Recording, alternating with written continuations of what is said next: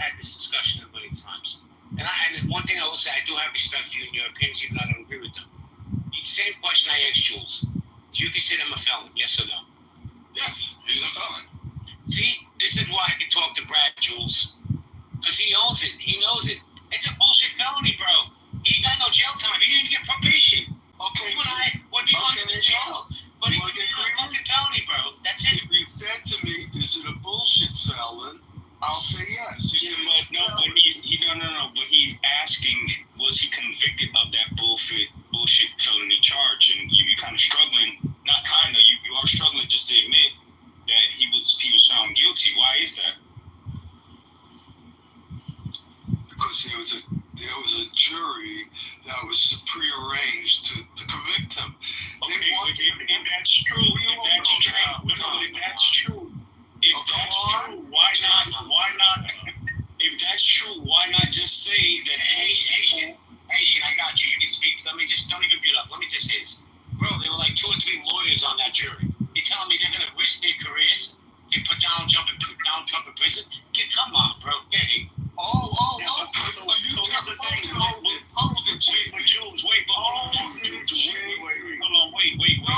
me finish the answer. I'll answer. JP, wait, no, hold on.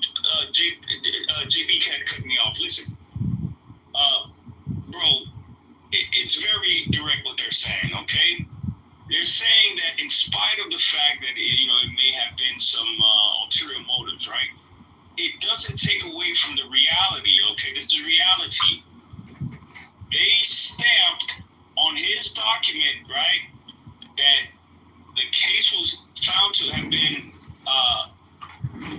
guilty. Like, I mean, I'm really trying to understand, why are you struggling with this? Like, I want to ask you what a man is, at this point, because it's very humorous, right? Like, why not? What is it that's keeping you from this gentleman? I'll answer your question. What is it that's keeping you from just saying, fuck it, they got one? No, I'll answer. First, I'll answer JB's laughable question about lawyers. Do you know how many lawyers were involved in trying to get Trump? Do you know how many lawyers, how many Justice Department lawyers, how many FBI lawyers, how many of these fucking phony lawyers which went out to get Trump on it? Letitia James campaigned that she's going to put Trump behind bars when she committed crimes herself. That's number one. Let me answer Asian, because this was bullshit. This was bullshit. They didn't get one. They could get one against you tomorrow. You don't know if they got one? You don't think they got one? What is wrong with you? It's not hard. If you were to fill out a job application in a bunch of American states, the motherfucker would have to click the felon box. Yeah, exactly. I genuinely don't. Again, this is the problem with Trump sycophants. Yeah, that's it. Cannot admit when he fucked up. Trump sycophants. Marshall, let me jump in. Let me answer Marshall. I gotta answer Marshall. You don't gotta answer Marshall. Let me. Cool C. I'm getting track because I think you're a serial killer. But let me say this. I have 2 lifelong Republicans on my stage right now, right? I have Brad, I have Marshall. Both of them have critical thinking in their head and common sense, right? And listen, Brad's hardcore Republican. And a former 25-year Republican, now and another Republican right there. We're all saying, hey man, it might be forgave you, but it's still a felony conviction. Like Marshall said, he has to check that box. But listen, you stand on your square. Let me finish. Vote for Trump in 2028 because he's going to run again. He's going to pull some fugazi shit where the amendments get changed. I don't know how he's going to do it, but he's going to do it. So you're going to do it in seconds, then we're going to go pop. All right, good. I'll wind up saying that whatever you guys are all saying, the whole fucking country knew, and that's why Donald Trump is president again. It's not about what the country knew. It's about what a judge declared. You're right. Go to court to say. I agree with you. I agree with what the judge. I agree with you, Trump is Marshall. not God, bro. Trump is not God. Like y'all. I agree with you. I agree with you, Marshall. That That's what the Trump that's what the Trump haters like you. If you sat on the fucking jury, you do too. You would do the same fucking thing, Marshall. Lawyer in all of this world to bother to get this far was fucking Rudy Giuliani because he lied to the fucking president to a judge's face. He lied to him so bad he lost his bar license. The only lawyer in all of their fucking rigmarole to lose their law license was Rudy Giuliani because he lied and he did something wrong on the president's behalf. And he knew it was wrong when he did it. The problem I have, Jules, is that you are unwilling to tell the truth. You don't have to like the truth. You don't have to think the truth is legitimate, but it's the truth. When we go look up those things in government records, if I were tomorrow to submit a FOIA to the New York courts to these records, I would get on government documents submitted to them. Marshall. You don't agree with this, does not make it not so. It makes it what it is. And by denying it, all of the integrity that you could have in these debates. Let me jump in here, Marshall. To admit the most basic truth. Let me jump in here before we bring it back up. I got to leave at 11. I have a business call. I'll leave the room to the other mods. But I'll say this. Somebody texted me offline just now and said, man, we haven't spoken about is ICE the start of America's downfall in 15, now it's 20 minutes. And my response was automatic. That's MAGA deflection. They don't want to talk about anything other than MAGA and Donald Trump being put on Mount Rushmore, right? That's just a deflection that they use. I mean, I had this room open for 2 hours and we were having a great conversation about ICE, and then Jules wants to come up and let's deflect. Because we don't want to talk about ICE and the fucked up things they do. Let's talk about Donald Trump. And then when he gets pushed back, he's like, oh, wait a second. Don't you guys see what I see? He's the greatest thing since fucking sliced bread. It's amazing to me how MAGA has drunk that Kool-Aid. Anyway, we're going to go popcorn style, guys. Can I just say, Hold on, Jules. I'm going to move you down or I'm going to kick you out. You got to let other speakers. You've been really centering this conversation around you for the last hour about Donald Trump. I don't give a fuck. I think Donald Trump has done some good things for our country. I think he's doing some fucked up things for our country. You brought up Donald Trump. Okay, shut up. Respectfully, man. My God. Because if I don't get fucking Cool C and he's gonna fucking kill somebody, think this is a serial killer. Cool C, go ahead. Yeah, by the way, I'm the one that I'm the one that just moved him down. Okay. Yes, he was convicted. Yes. He's not going to check that box. Okay, I moved him down because I clearly just said, let's get back to the subject. And this moron wants that another MAGA wants to stay on the fucking Donald Trump train. It's fucking amazing to me. Read the title of the room, you morons. Read it. What does it say? Let me read it for you. Hold on. It says, is ICE the start of America's downfall? I didn't put, is Donald Trump the start of America's downfall?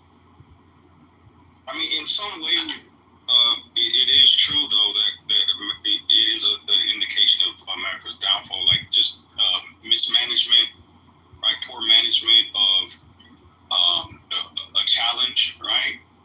I don't think America's going to be around past 2,000 years from now. We'll be all on the other side, so I won't, be able to say, hey, I told you so.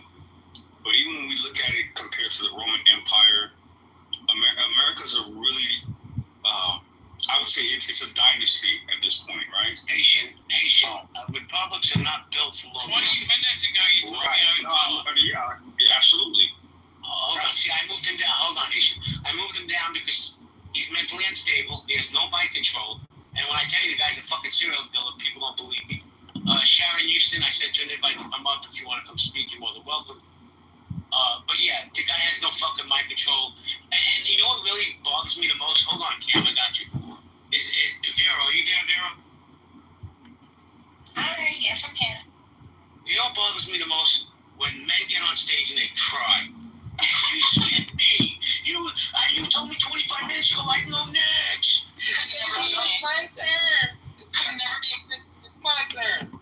It's so fucking crazy to me. Squeeze your balls, gentlemen, and have a real conversation.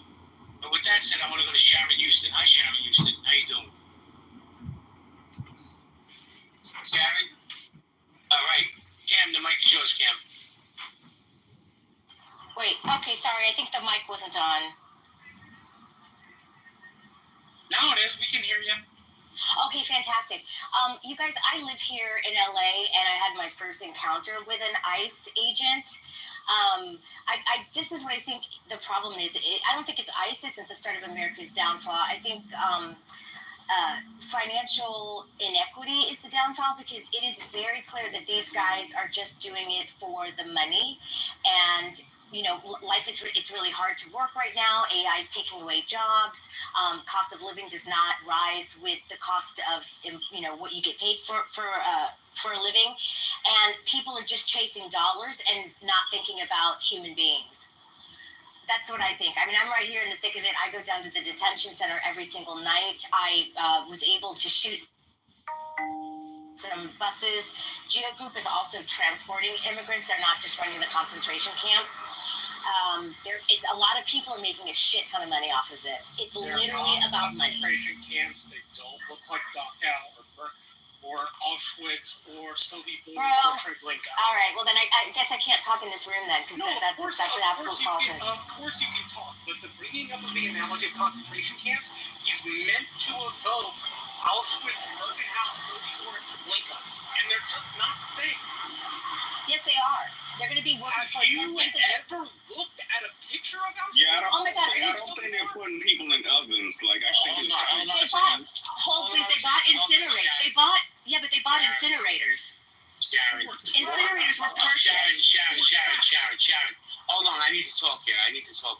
So I'm just going to say this to you respectfully, Miss Houston, because I've never spoken to you before. I just got to meet you up also because I get a lot of feedback. I'm Jewish, right? So somebody compares these camps, and I think they're insidious. Alligator, Alcatraz, whatever the fuck they call it. When you compare it to concentration camps, maybe you don't care, but I have to tell you, it's highly disrespectful what you're doing when you say that. When you compare them, now are these camps insidious? Yes. Are they horrible? Yes. Nobody's going to debate that. But when you compare them to where 13 million Jews were incinerated, and let me tell you something, if you're going to say that they're bringing incinerators, in the link in the chat, I'd love to read that. But before we continue, guys, I have to get out of here in 5 minutes because I have a business call to do.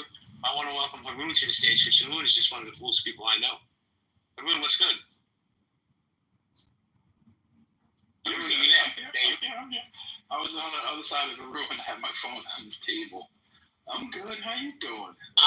Sounds like I'm coming into some spirited conversation, and so yeah.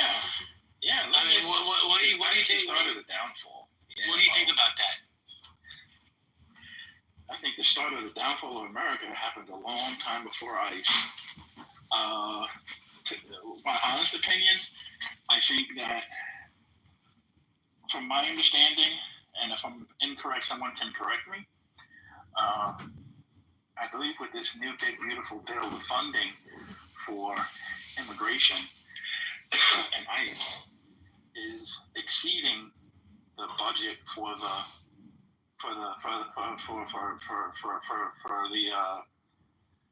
Marine Corps for our real true sovereign defense of our nation, our military. It outspends our defense budget for one component of our national defense. I think, for me, that is outrageous.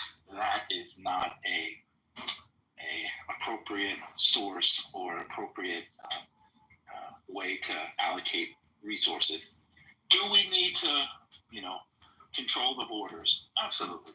Do we need to deport, violent criminals who prey on innocent people? No doubt about it.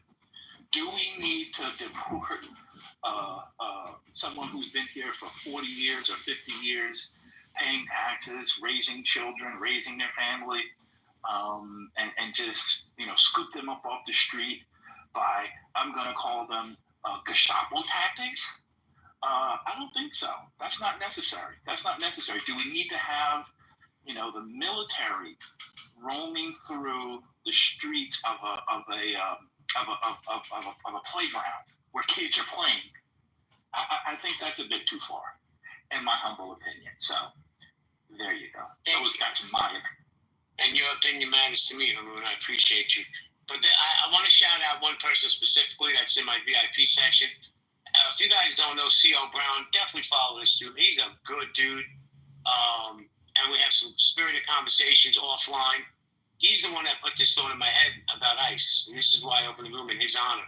So, C.O., if you can come up and talk, I'd appreciate it, man. I have nothing but love and respect for you. I got to get going in like a minute. So, other mod, if you want to bring this idiot Cool C back up, unknown 5112, be my guest. He's not going to shut up. If he brings up Donald Trump, please kick him from the room. Steve, you going to run it? Marshall, Vero? Yep.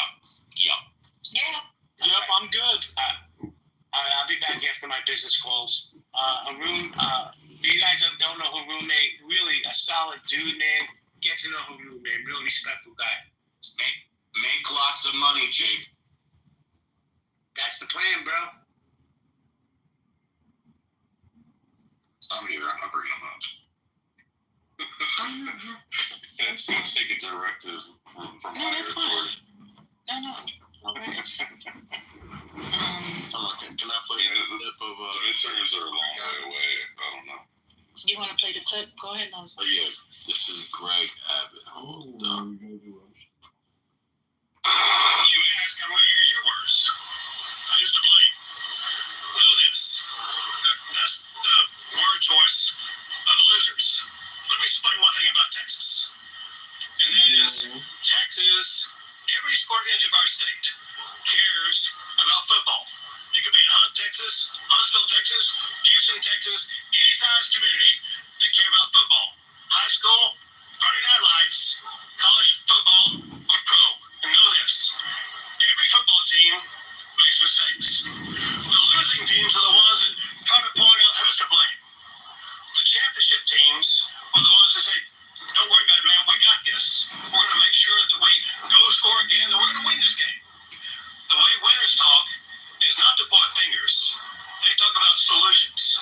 What Texas is all about is solutions. In fact, I want to read you something that I received last night. It's worth emphasizing to put this in context.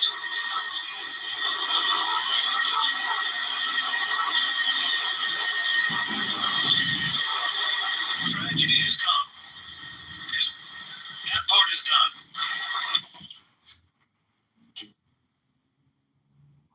And 191 are missing and counting. And he's talking about, Friday Night Lights, football, because every Texan cares about football.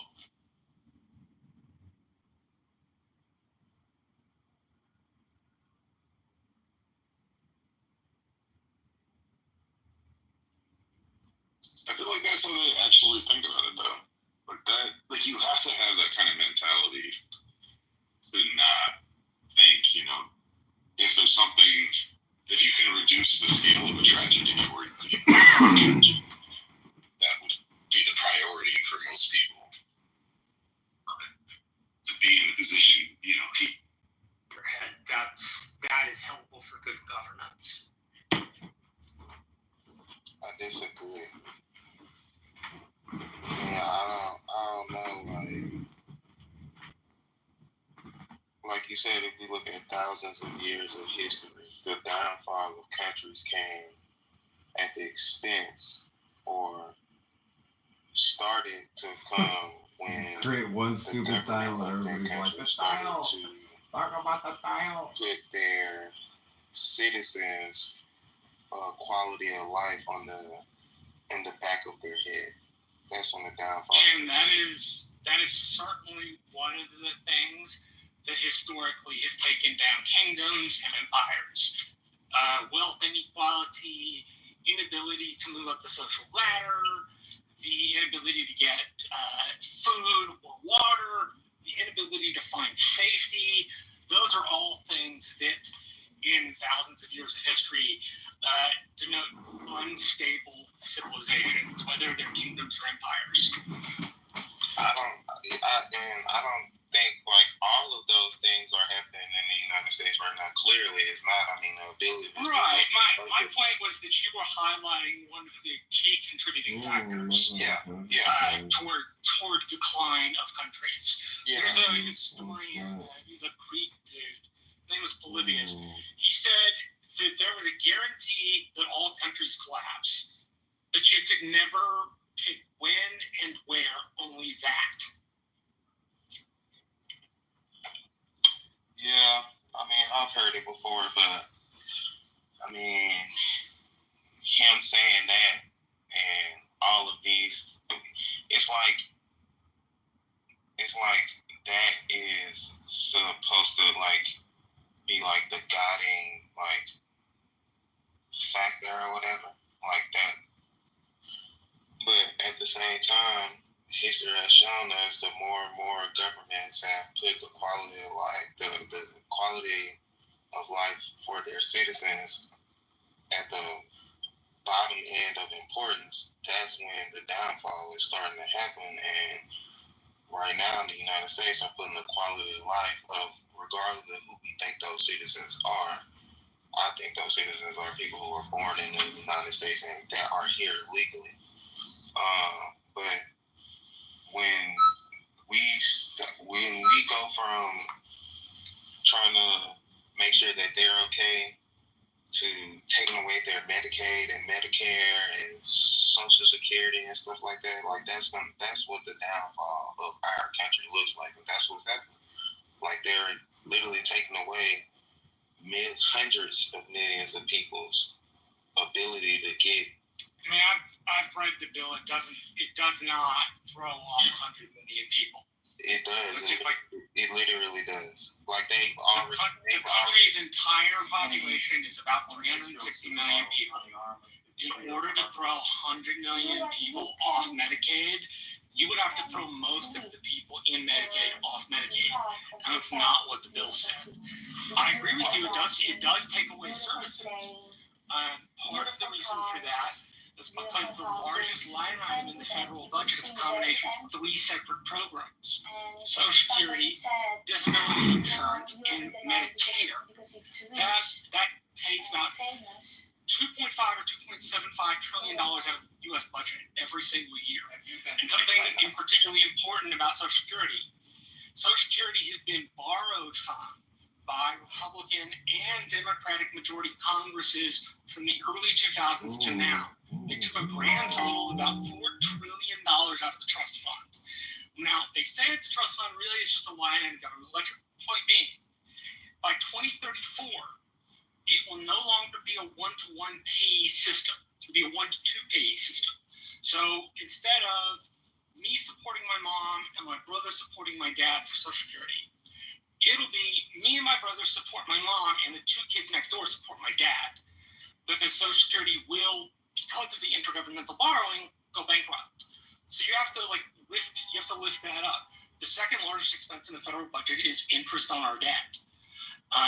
And one of the big problems with the best crap sandwich we were going to get in the big beautiful bill is that it raises both deficits and debt to unhealthy levels. My point in saying all of this is that, and I'll send you the bill if you don't have it, but it doesn't throw 100 million people off. It throws people off, just not 100 million of them. Shit, my phone. Hold on, wait. Do you know the number? Shit. Well, Marshall, what I read as far as Medicaid is that it may kick as many as 11 million people off of Medicaid, but that's only because there is a new requirement in the bill that they have to prove up at least 20 hours a week of either studying or attempting to get a job or vocational retraining. As long as they're able to prove up the 20 hours, at least what the experts say, they're not going to be kicked off. But I heard the number is 10 or 11 million, not hundreds of millions. I don't even think there are hundreds of millions of people on Medicaid. There are. You gotta stop watching MSNBC, man. That's the number for care. Not to believe that's the. There's no 100 million on Medicare. There's no 100 million, hundreds of millions on Medicaid. None of that is occurring. What you stated is false. Are you done? Apparently you are, because you've just said space. Are you done? Brad's a person who works in that space. So when he That's tells right. So when he tells Okay, you but if I can't, he's being honest. Okay, well, tell you what, sir. Since apparently, at least you're giving the impression that you know and we don't, how many people are on Medicaid? Give us the number. Listen. No. I'd like, before you continue, sir. Before you say anything else, because you said our numbers are wrong, give us the number. I never said your number. Okay, please continue The number I was asking for was something totally different, my guy. Like, that's what I'm saying. Like, stop trying to. Okay, well, obviously I didn't hear you. What were you asking? Again, so what are the numbers for you gave me the numbers for the people that was on Medicare. Now, what about Social Security? I think the people on Social Security are about 50 million. I'm just going by memory, about 50 million. No, what about the people that's coming off of Social Security? You mean that are going to be kicked off of Social Security? Why are we becoming crowdsourced Google? What's going on here? Like, we don't need to be doing research. No, it's a legitimate question. My answer is I don't know. Do you? About 7.5 million. 7.5 million out of 50 million. Okay. 50 million. So we're kicking off with good.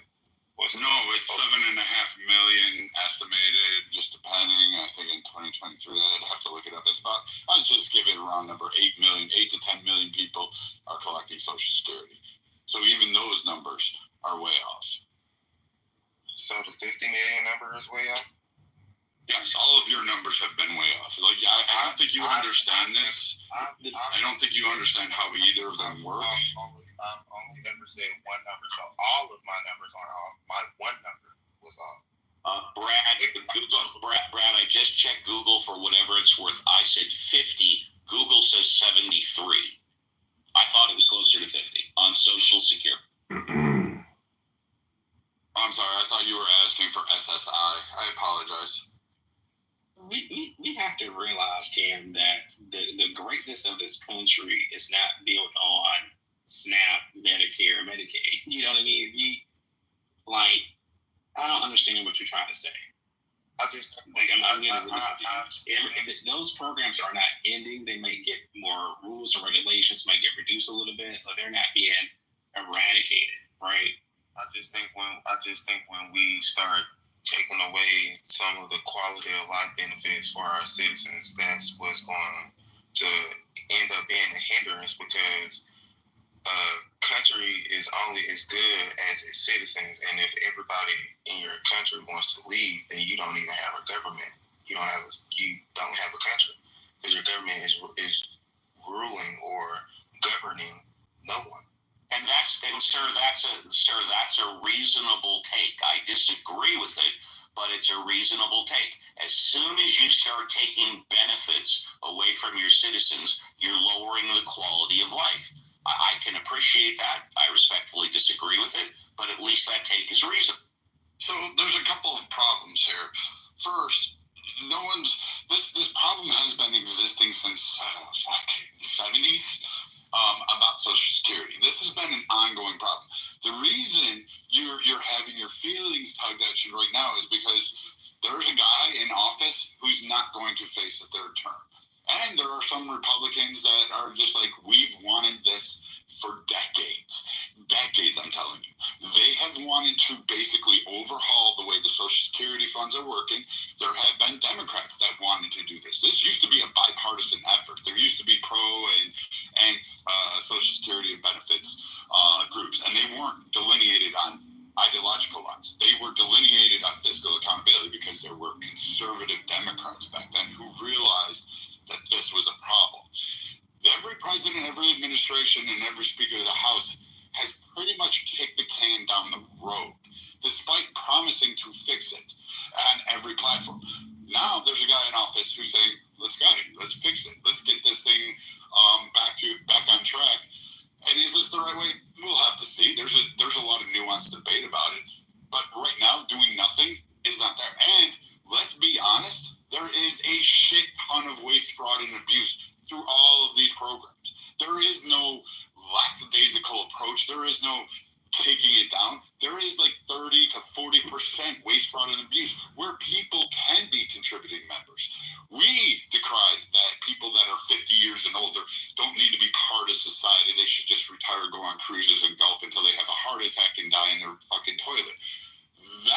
society think. This administration is saying, no, I think you can contribute. You can volunteer. You can have a job. You can go and get education. You can seek all these different pathways. And all we're asking for is, 40 hours a month? So now you're crying that able-bodied people can do a variety of things and contribute to the society and the very fabric of America by contributing to their communities. You're now saying that's too much. That's too far. No, in fact, we should be arguing that. There is a lot of seniors out there. There is a lot of people that are 50 years and older that have a wealth of knowledge to teach you and to show you. And the fact that you just think you're going to get your information off of TikTok and, think you're cool or use whatever fucking AI tool of the week is, I'm gonna tell you something. There's a big difference between knowledge and wisdom. And right now, you're showing neither. Like, these people need to be contributing to society. They need to be helping us. They need to be guiding us so we don't repeat the history mistakes that have been done in the past. And if you don't want to learn from them, fine. And sit down and shut up. Somebody else will. Brad, small correction. It's 80 hours a month, 20 hours a week.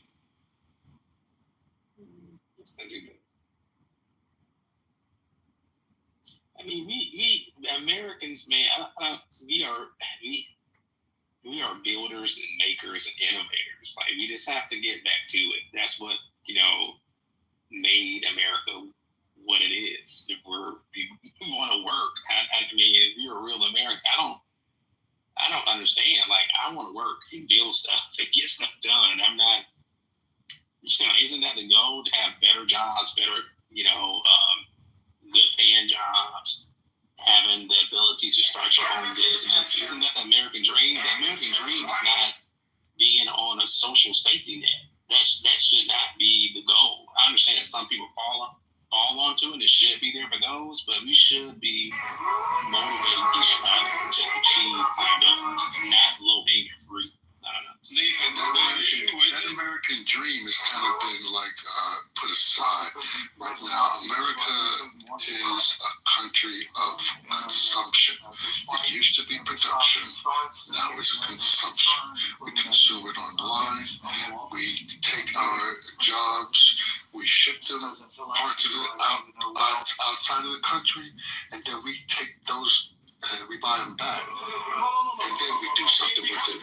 We're consumers. We are thinking out of the box, but it's not necessarily in favor of the country. So after you get 2 or 3 generations into that mindset, it's already off track. But Derek, that's your perspective.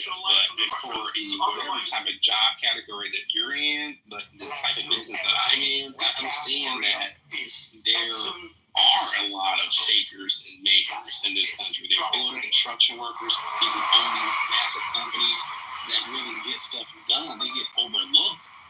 They're not being represented as they should, right? And we're talking about blue-collar business, a small business. But right now, I think that the president is putting a more focus on those type of things, because we just can't get our way out of these problems. We have to actually put hands on the ground, actually build up our nation, upgrade our infrastructure, right? I absolutely agree with that, Nathan, but that's what it takes. Yeah, you're absolutely right. But is it actually for or from or out of the country? Is a MAGA hat still made in China? I understand the formation of work, of jobs, right now I'm kind of really fucked up because of the great conversations going on. I can't really eloquently present. Well, let me help you out with this. I think it's called valuing jobs, right? And I think that's what's happening, being talked about. And I think it's a fight between white collar, blue collar. That's always been going on, right? Who should we value? Should we value that white collar job, that secretary who gets paid 6 figures, or should we value that construction worker, give him 6 figures to actually, and I think that's the real conversation was happening. Yeah, but isn't it both? Because fighting over who job is more valuable than what. They're both valuable. The last time that you were able to get a blue-collar job and actually a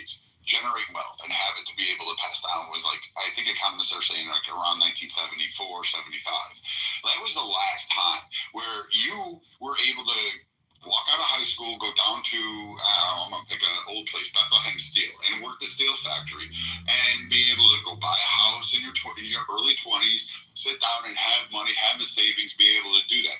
And the economy was stable in that time frame. There was a lot of fuck ups, and it led us to other pathways that had ramifications 20 years later.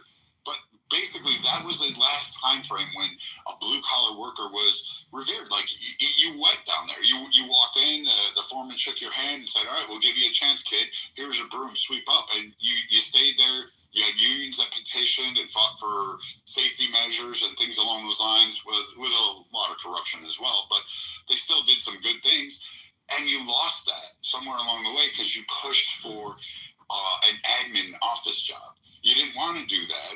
And to be fair, I mean, yeah, it sounds good if you can make six figures working as a phone rep at AT&T. I doubt you're going to make that, but it sounds a lot more fun, but it's a boring job.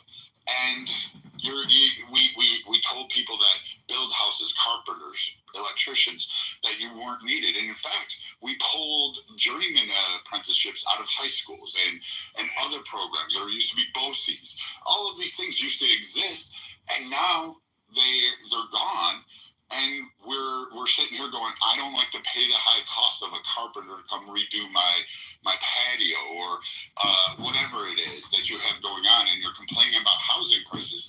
But because of the benefits, because of the white collar push, we sat there and said, as a culture, that's not needed anymore. So now you have to pay $500,000 for a shittily made home that's fabricated overnight, and no longer have those great constructions, those artists, because that's really what they were. You don't have them. And here's a great thing. Go look at a drywaller in 1950. There are videos of him actually showing you. There's this guy who pulls up all these old journeyman videos. Watch what he does with drywall, just alone, just a drywaller. And look at how it's done today, and you're just going to be amazed. The guy did it with an axe in his hand and basically freaking did an entire frame all by himself and didn't charge like a mortgage payment. Like, it was that simple back then, and people were able to thrive. So yeah, keep pushing for benefits, keep pushing more. The government needs to babysit you, teach you how to wipe your ass, and lose your economic freedom and the ability to manifest yourself. That's how an empire falls, is your reliance on the government rather than being able to manifest your own destiny underneath that guidance. What government fell under those? Yeah, great point, Brad. He's wrong. What government fell under the conditions of needing the government? I'm just curious.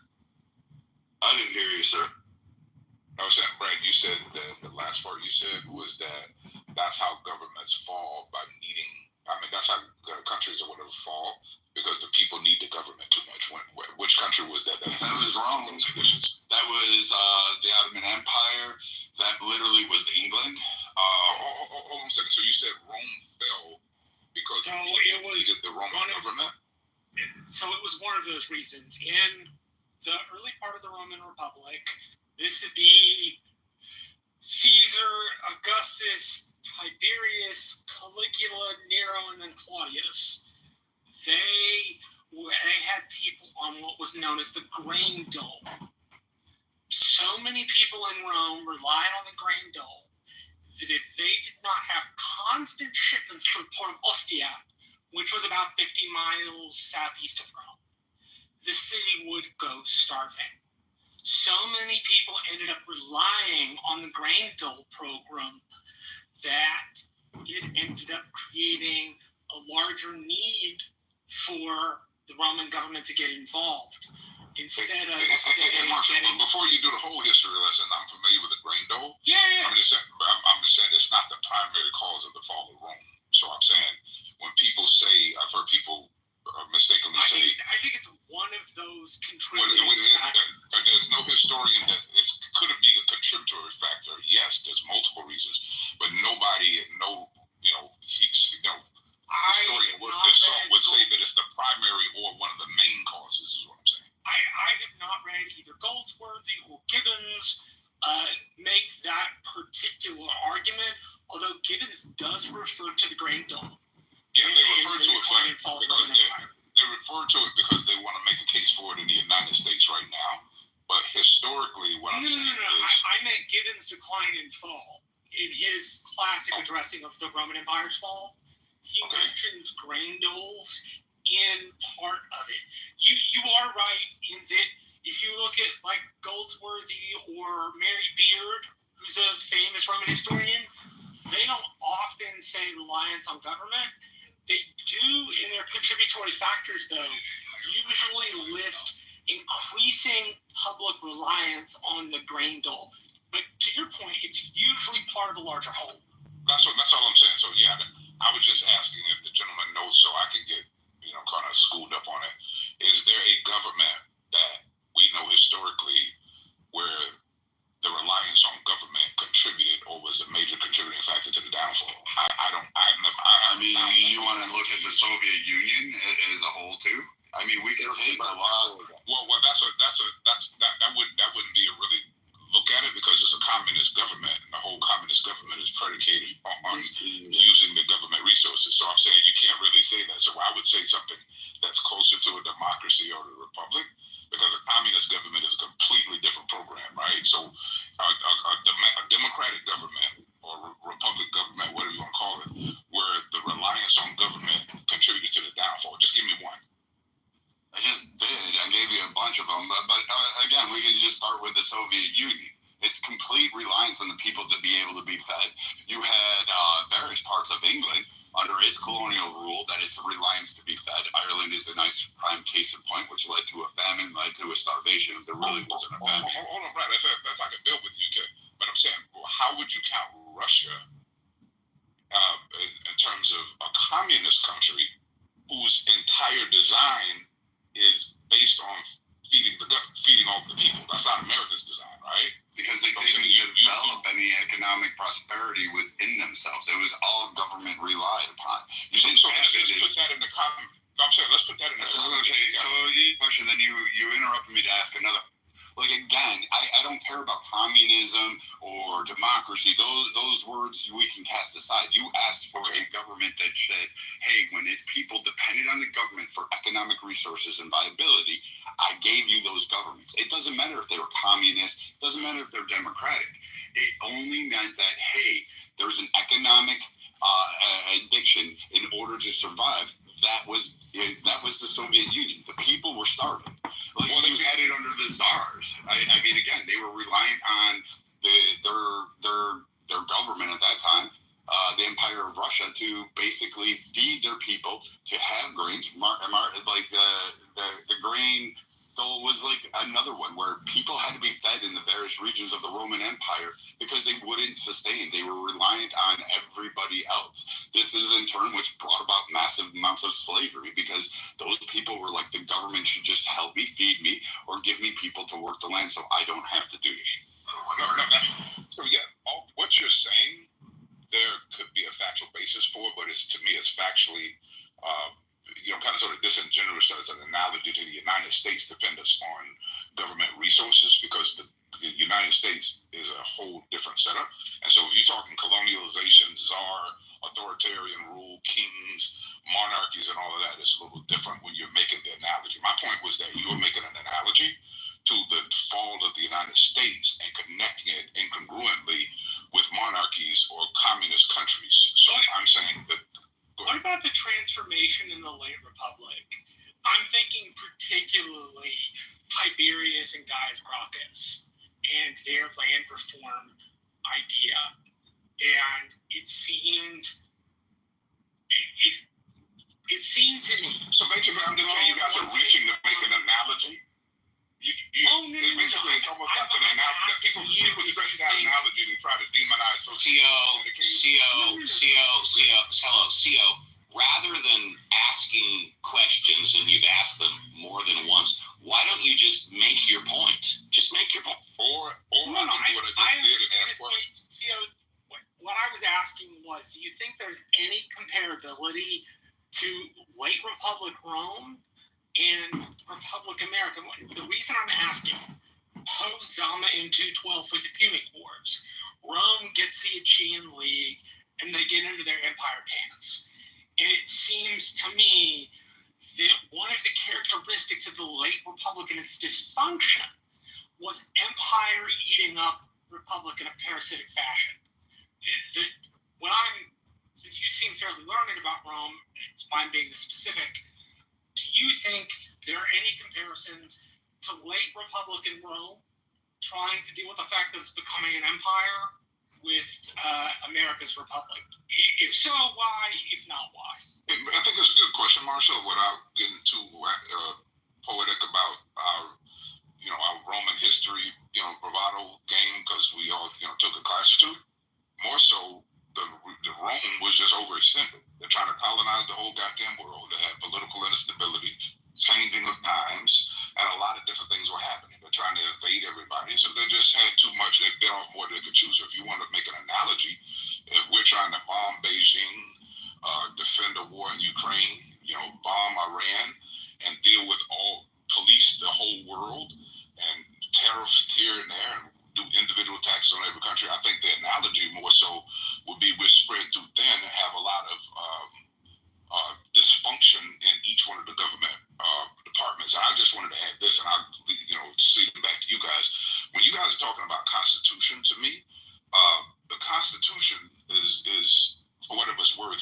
We're having all this conversation is about which one of the dysfunctional branches of government or departments is not working good, and everybody makes it about immigrants.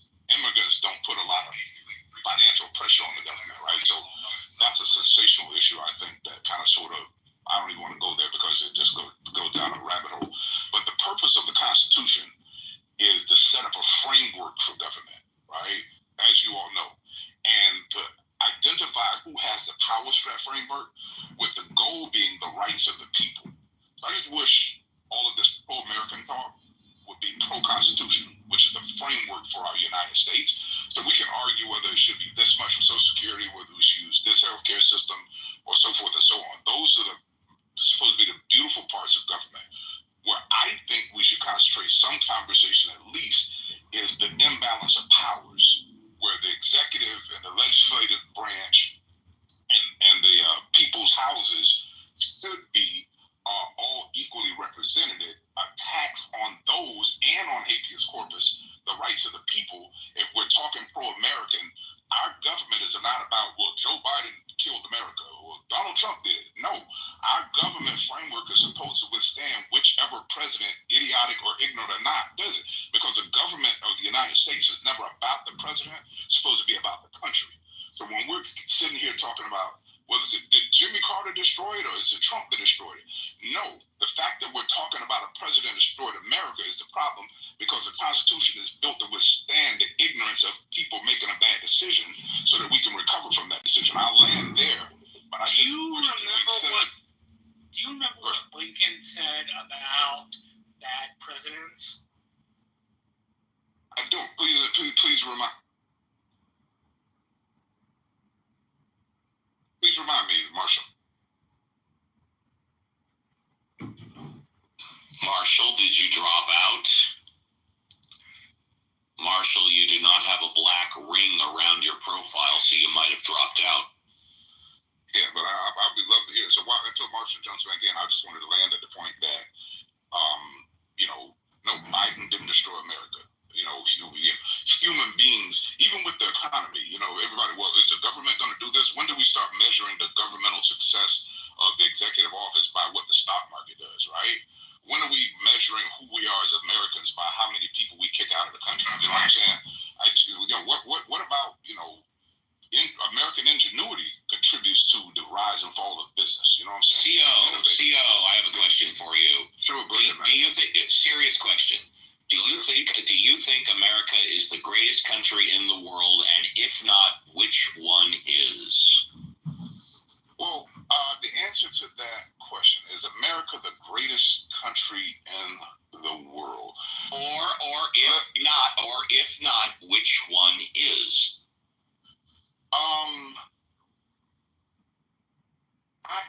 That's a real good question, Steve. I think. Well, that's why I asked it, baby.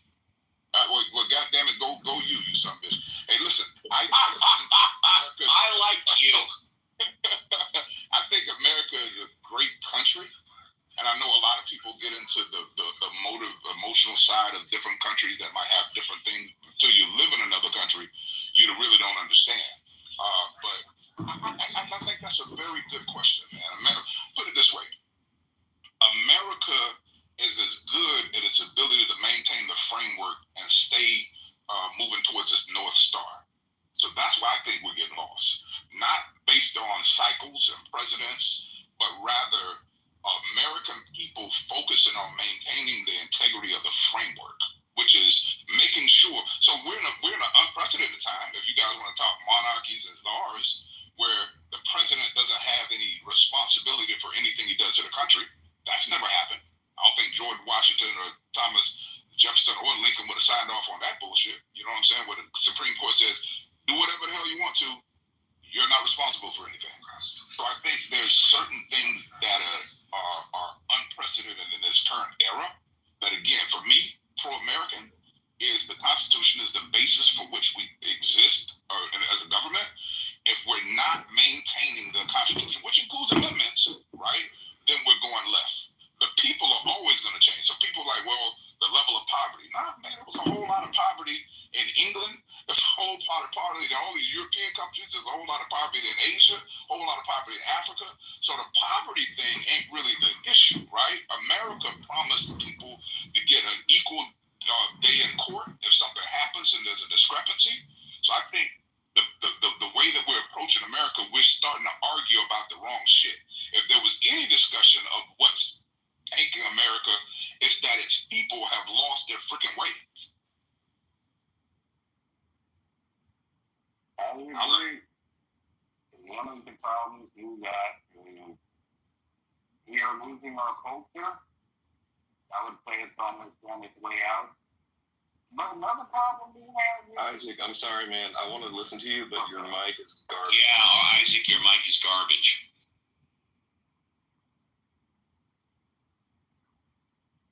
I think we upset Isaac.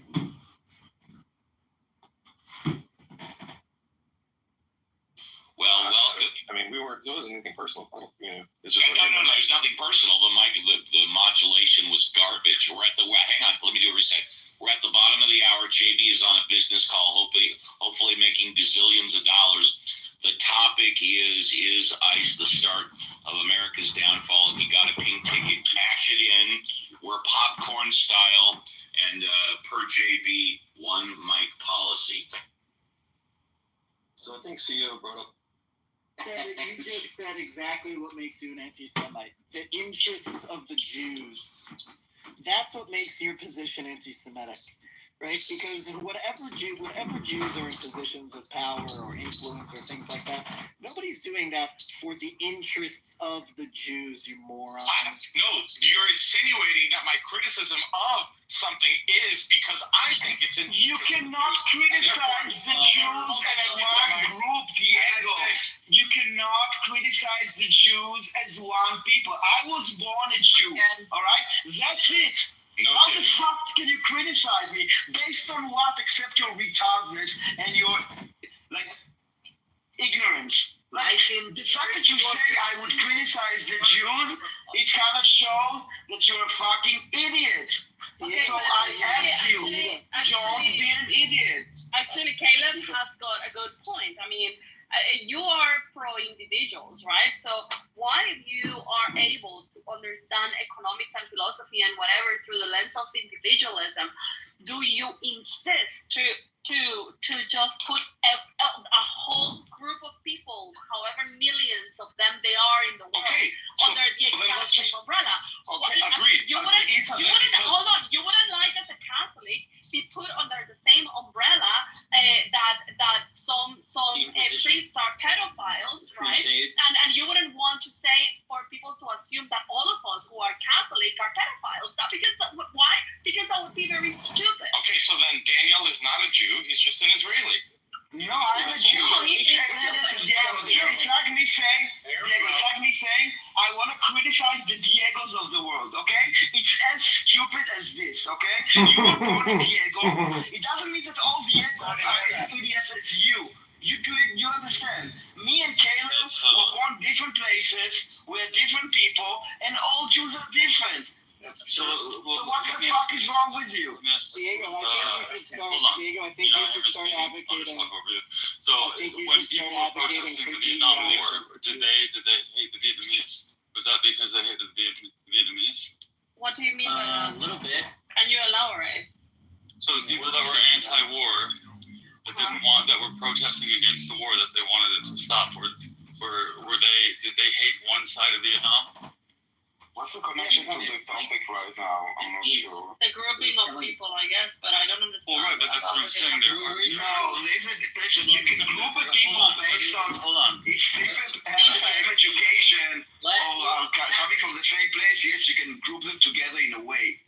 But people that are Jews, or like black people that are everywhere, each one has their own education or their own upbringing. You cannot bring them together. I can say, I can say something about Israelis, okay? For example, because we have something similar. We have education system, yada, yada, yada. Honey, you're very loud right now. Yeah. Diego, do you advocate for DEI against Jewish control? The point I was getting at was basically there are people, there's plenty of people that are protesting what's going on in Gaza because they hate the Jews. And there's a lot of people that are protesting because they don't like what's going on, period. Well, if they really didn't like what's going on, if you have like empathy only for one group of people and zero empathy for the other group, then it's not really about empathy. Because if you are calling, I will explain. Because they are not saying peace. Or they're not saying, like, the only thing that will actually end the war, which is, like, release the fucking hostages, right?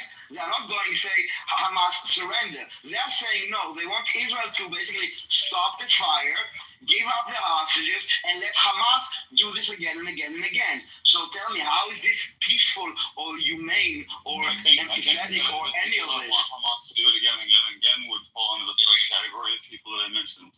That wanted to. No, but the people that are calling for a ceasefire, like, trying to use your brain, like, what does it actually mean, the ceasefire? It means that Lou, the people that are campaigning against the quote-unquote genocide in Gaza are ill and many times mal-informed about what is going on in Gaza. Okay. Like, you're concerned about the people that have joined in with the anti-Semites that want the Jews destroyed, and they just, like, agree with their propaganda. Hey, well, if so many people agree with them, I guess propaganda is a path to truth. Like, that's your questioning to us, Lou. Why don't you go fucking investigate what is actually going on there and tell me whether or not it's a systematic destruction of the Gazans? The point I'm making is that... Do you not hear me speaking, dude? The point I'm making is that those people may they be ignorant or retarded, what, it doesn't matter. Then they're not anti-Semitic if that's the framework that they're operating. Yeah, they're just useful idiots for anti-Semitic. Fair enough. And I think what's happened is a lot of people have experienced being called anti-Semitic for that position, whether or not they're ignorant. Doesn't matter. Because the operators are anti-Semitic and they are useful idiots for the anti-Semitic. So if you are going and you are chanting like Nazi slogans without knowing that you are saying Nazi slogans because the person that is operating you or that is giving you all this information is a Nazi, then yes, you are useful idiots for Nazis at the end. And you are spewing anti-Semitic that there are bullshit. People who don't hate Jews that have been called Jew haters, and this is why I think it leads to people where, like Diego, anti-Semitism is not regardless. No, anti-Semitism is not hating Jews. Anti-Semitism is not hating Jews. It's a many things. One of the things, for example, is setting a different standard for Israel or for Jews than you give any other person in existence. And when you spread lies about them. So it's not about I hate Jews. Many of them say, oh, I love Jews. They're idiots and they are being operated, they are being manipulated, and they are not smart enough to call it out. Can I ask a question? And I guess Anti-Semitism, I agree with you, is not about hating Jews. Like, anybody can hate Jews, but it's when you actually treat Jews differently just because they are Jews. That is anti-Semitic. You apply different standards. Can I ask a question? Go ahead. I'm done. No, I have a question actually from Exec. You mentioned Gaza, and this is a genuine question because, the debate in a related, similar, kind of territory struggle with India and Pakistan. The debate from India is Muslims get treated really well in India, yet they somehow stupidly support Pakistan in these fights. My friends have told me, and I don't know if this is true, but they said, Arabic or Palestinian people are actually given great benefits in Israel and actually are treated well overall as citizens, and yet they still want to shit on or piss on the country that is giving them all this stuff just because they want their rate. Is this accurate, or am I misunderstood? It's not exactly. Okay, so are they treated as second-class citizens, or they're treated as like?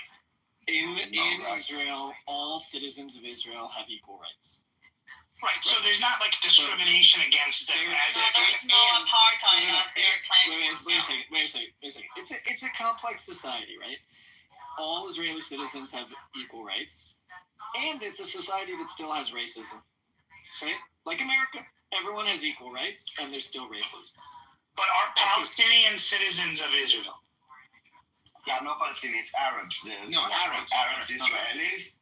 Palestinians is a national identity. They are in the elections in the West Bank in Gaza. They are not Israeli citizens, so they don't have the same rights as Israeli because they are not Israeli. But hold on, I think one of them is that a Palestinian identity is an objection to the claim of any Israeli citizenship. That's the thing, King. So Palestinian, think of Palestinian almost as a different nationality. So if you're Palestinian, you're not Israeli. Now there are a lot of Muslim Arabs in Israel, and those Muslim Arabs, or Arab Muslims, they have access to exactly the same education. They can run for office. They have the passport. For any position. And everything that they could be prime minister, they could be president, they could be a supreme judge, they could be anything. Hold on, just the last thing. If anything, they have got additional privileges. Like, for example, all Israeli Jews are forced or mandated to join the IDF. They have to do mandatory military service. Now, the Muslims, unless you're they don't have to unless they want to. It's voluntary for them. Because Israel is very mindful that this goes, let's say, against an ideology that they might hold, and that would go against their own principles. So they don't force them to join the IDF. And they could go to the Temple Mount, which Jews are not allowed to. And I bring this question up only because I understand that Palestinians are kind of separate, but the problem I find is that there's a group of Arabs that it sounds like in Israel that are very supportive of Israel as a country, just like Muslims in India are. But there's also a whole bunch of them that enjoy the benefit. Reap the benefits. It's like.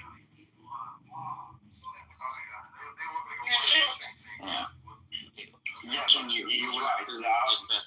Some of those people are even in our parliament that basically, even though they're in the Israeli parliament, they're advocating for the Palestinians, like Ayman Uda and like others. Like there are Arabs in Arab parties in the Israeli parliament that are basically very much anti-Zionist. But this is democracy. You will not find this. There are Jewish parties that are anti-Zionist. Yeah, but we're not talking about that right now. We're talking about the Arabs and the Palestinians and if they are against Israel or not. And what I'm saying is that they can be elected with an Arab party to the Israeli parliament and yet be against Israel. Yeah. But I agree with you. But the not everybody who gets elected has to be a patriot, right? True. Right. No, it's not about being a patriot. It's about No. It's not about being a patriot. It's about being a parliament member, an Israeli parliament member, and saying after 7th of October, Gaza won and Gaza will win again. That is not being a patriot. That is being a traitor. But yet you are allowed to do this because it's a democracy. And those religious people, I don't know any religious, like Jewish religious, that is in the parliament that is advocating against Israel. Yes, they are not Zionists, but they are not like advocating for the destruction of Israel or for like the creation of Palestinian state instead of it. Well, that's true. But there's still that's true. And then Naveen, are you back? Yeah, I'm here. Okay, and then you have the Palestinians, for example, that are in the West Bank. And the West Bank is a complex area because it's a place that has, zone A, B, C. One zone is control. I mean, it's zones, and they're not like clearly divided. They're all mixed with each other, right? And so I don't know if you can explain, Daniel, what is zone A, zone B, zone C, but one zone, I mean, the zones of one are controlled by Israelis, the other zones are controlled by the Palestinian Authority, and the other zones, I don't know what it is, but yeah, the Palestinians there, even if they're mixed with the Israelis, they don't just get to have an Israeli passport or be called Israelis, right? So they're not the responsibility of Israel. They actually, I think, and correct me if I'm wrong, but the Palestinians have actually a Jordanian passport, is it? Or something like that? Palestinian passport. Is correcting them? No, they have Palestinian passport. Westman, can you explain? Oh, he left, but can you re-explain so I can... Zone A is controlled by the Palestinian Authority. No Jew or Israeli is allowed there, mostly because of security reasons, because they will be slaughtered. Zone B is administered like civil by the Palestinian autonomy or authority, whatever you want to call them, and it's controlled militarily or like defense-wise by Israel. And Zone C is both civil governance and security governance by Israel. So it's like B is the one that is like half-half, A is fully Palestinian, C is fully Israeli. And it's all like basically it's everything. You can basically kind of mark the entire area with C, and then do like islands inside of it that are B, and inside of that there are islands that are C. So it's kind of like very complex, and this is why you have a lot of checkpoints, because in order for you to go from one zone A to another zone A, you need to go via zone B or via zone C. And this is why they have to go through checkpoints. And this is what you hear a lot about those checkpoints. So the B is Palestinian government, but Israeli military. Israeli security. Yeah, okay. Yeah.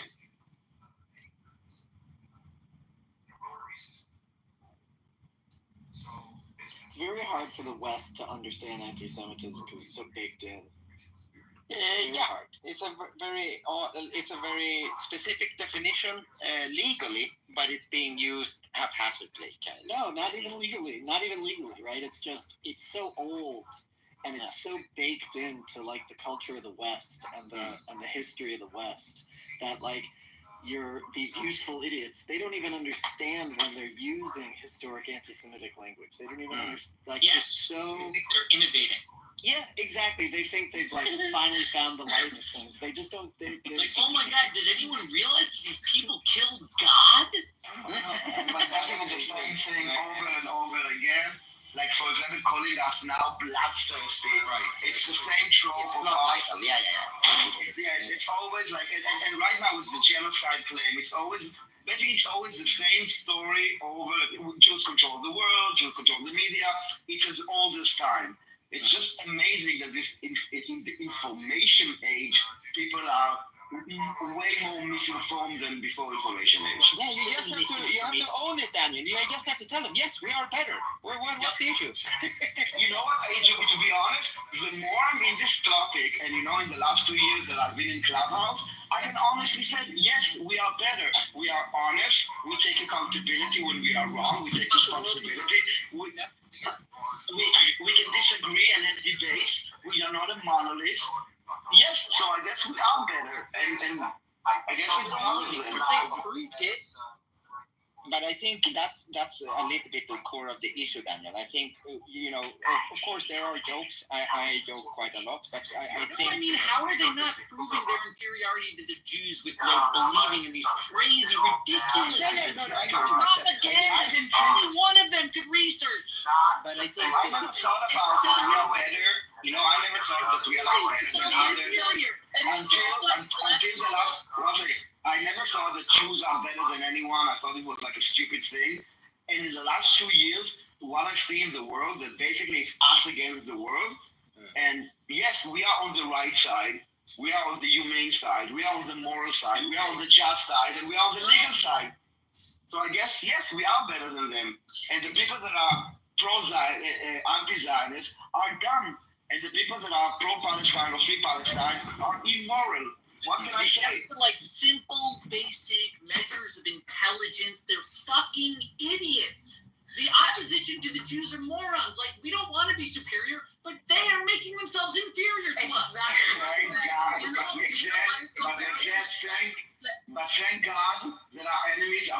so stupid. Imagine if our enemies would be smart. Yeah. We would be fucked. If they What were do you mean, like smart, the they Germans? wouldn't be our fucking enemies.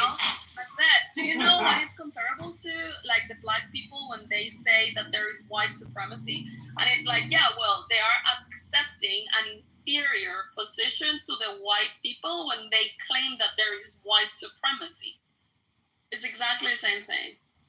Yeah, but they use historical basis for that argument. Is that they used to be slaves, so it's not that weird that they therefore. Oh yeah, Jews were also slaves. everywhere around the world. It was not just the black thing, and there were also a lot of black, and there were also a lot. Jews were also slaves, by the and way. there were also a lot of black people that owned slaves. So it was not.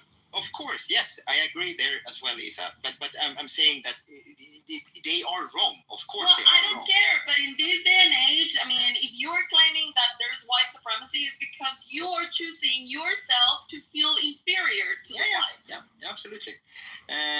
Absolutely. But I think again, like you can criticize a person for their actions, but I think when you're generalizing too broadly, it kind of negates the point, right? Yeah, well, but the funny thing here is that it's not the whites claiming superiority to the blacks. It's the blacks saying actually that they are in an inferior position than the whites.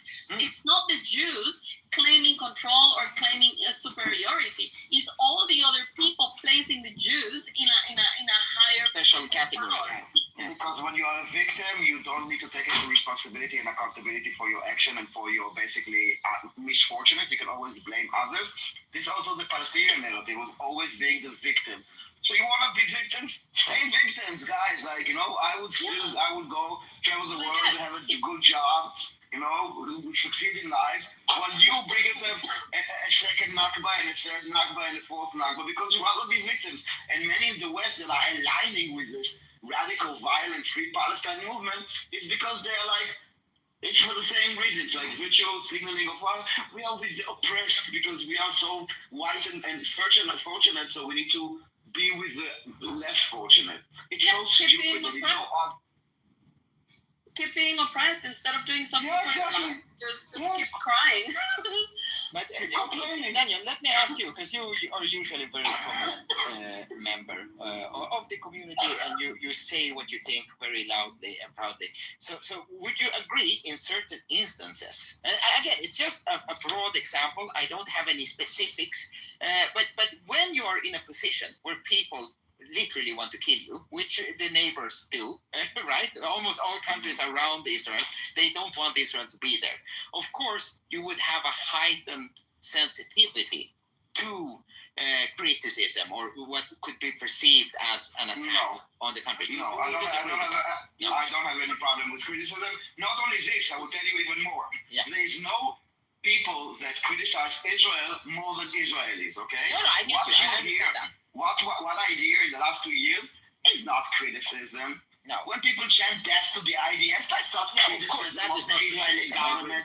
Yeah. Everything, none of this is criticism, okay? It's all either like lies, blood libel, or like genocidal chants. Criticizing, we do it best because, you know why? Because we want to be better.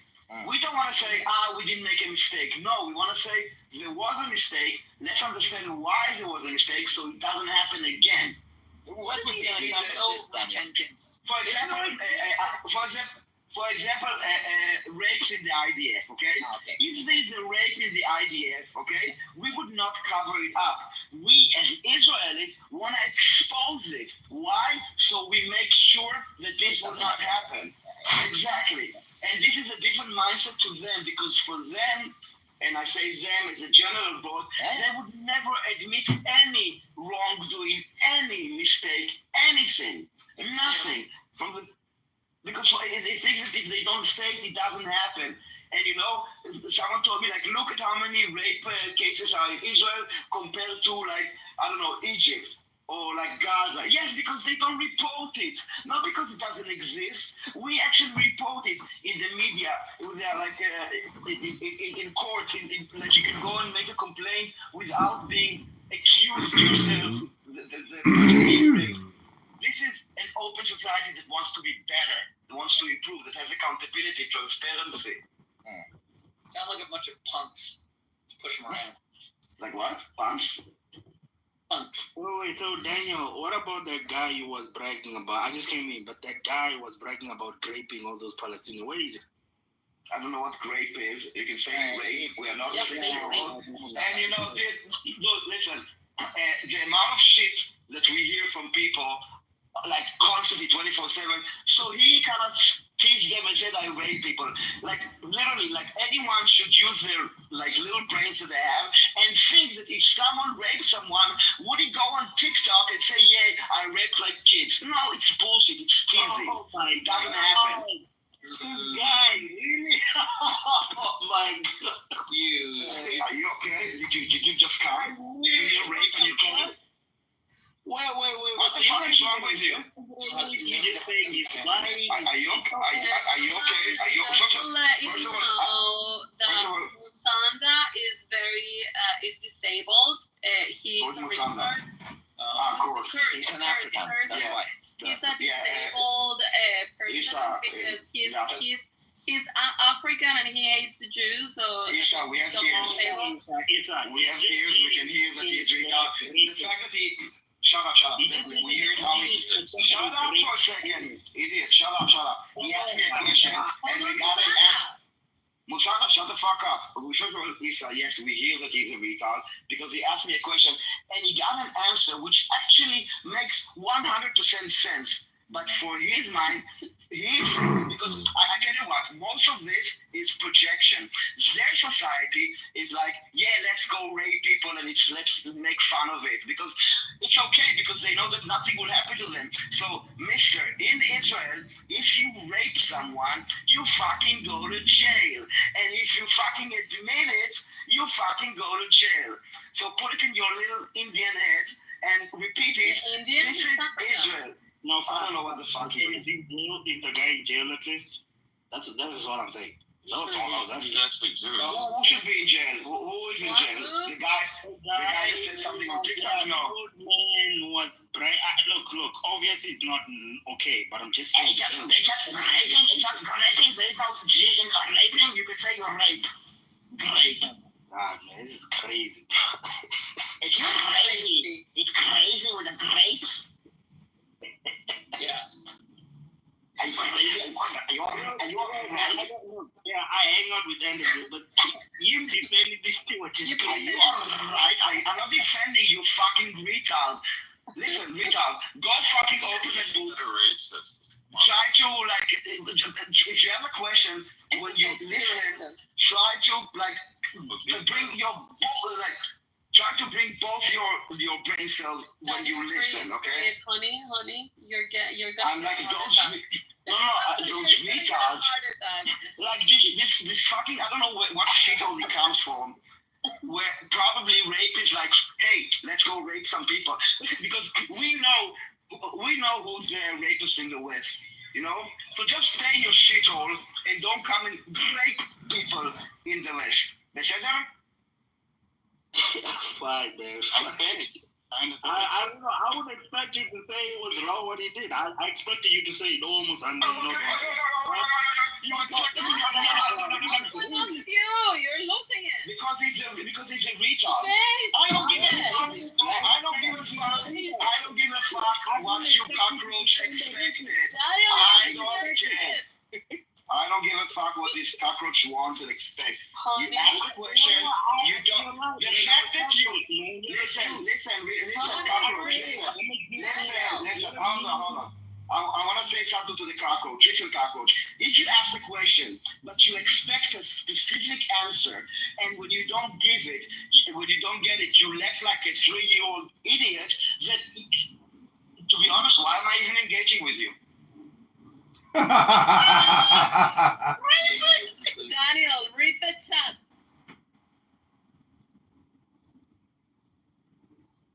I'm fine, man. I'm a cockroach, my brother. I just said I expected you to say it was wrong what he did. I didn't expect you to be on defense mode. That's all I'm saying. I didn't expect that, you know.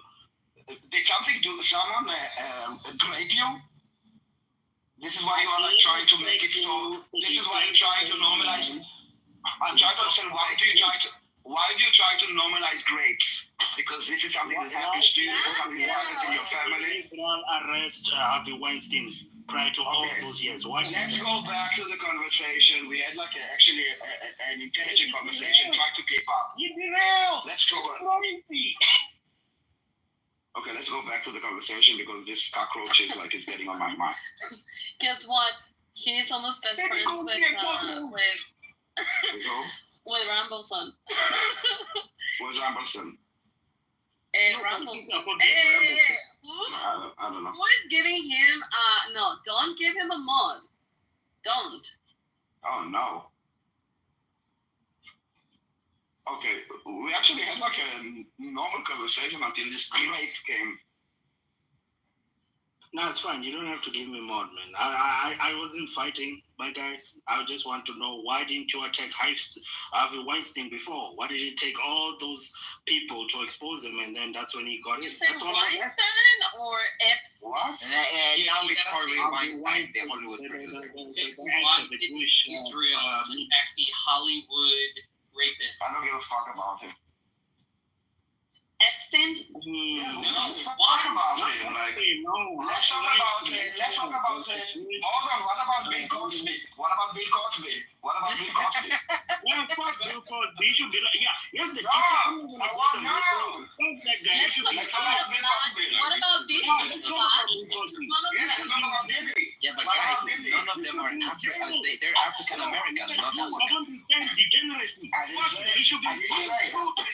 give a fuck. I think that basically anyone that is a rapist, regardless of their skin tone, should go to jail. Harvey Weinstein, Didi, What if he's a really sexy rapist? What if he's super hot? And then he would probably be raped himself in jail if he's so sexy. Would you like to know? It's like no. If he's sexy, then he would probably be a victim in jail, which is fine. Yeah, makes sense. Is it though? Yeah, it is. What goes around comes around. The last person that I will have empathy for is a rapist. Yeah. And if shit happens. What can I do? You don't want to be raped in jail. Don't rape.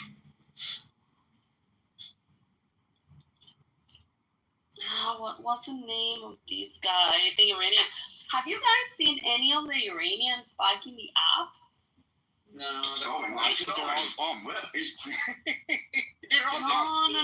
No. It's just that they haven't had. Well, I understood that they were taking away their internet access, but I haven't. For 3 days. I haven't. It was like Camille, for example. Let me see, Camille, if it comes. But the internet down was for I think almost 72 hours, not more than this. Well, I don't know, but I haven't seen Camille and some of the other guys. And I'm wondering if they're okay. No, I don't care about Soren. Soren disappeared long before this.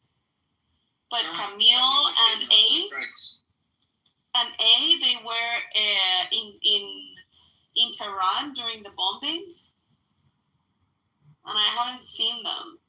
And I'm just wondering, I hope that they're okay. They probably are okay, but...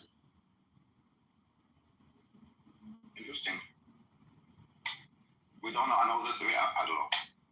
Anyone could be suspected as being, a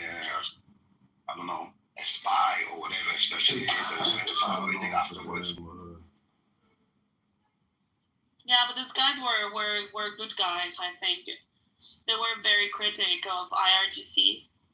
Which, in Iran? No. Yeah. Well, that is a dangerous thing, to criticize the IRGC from Iran on social media. If you're not careful, with VPNs and whatnot.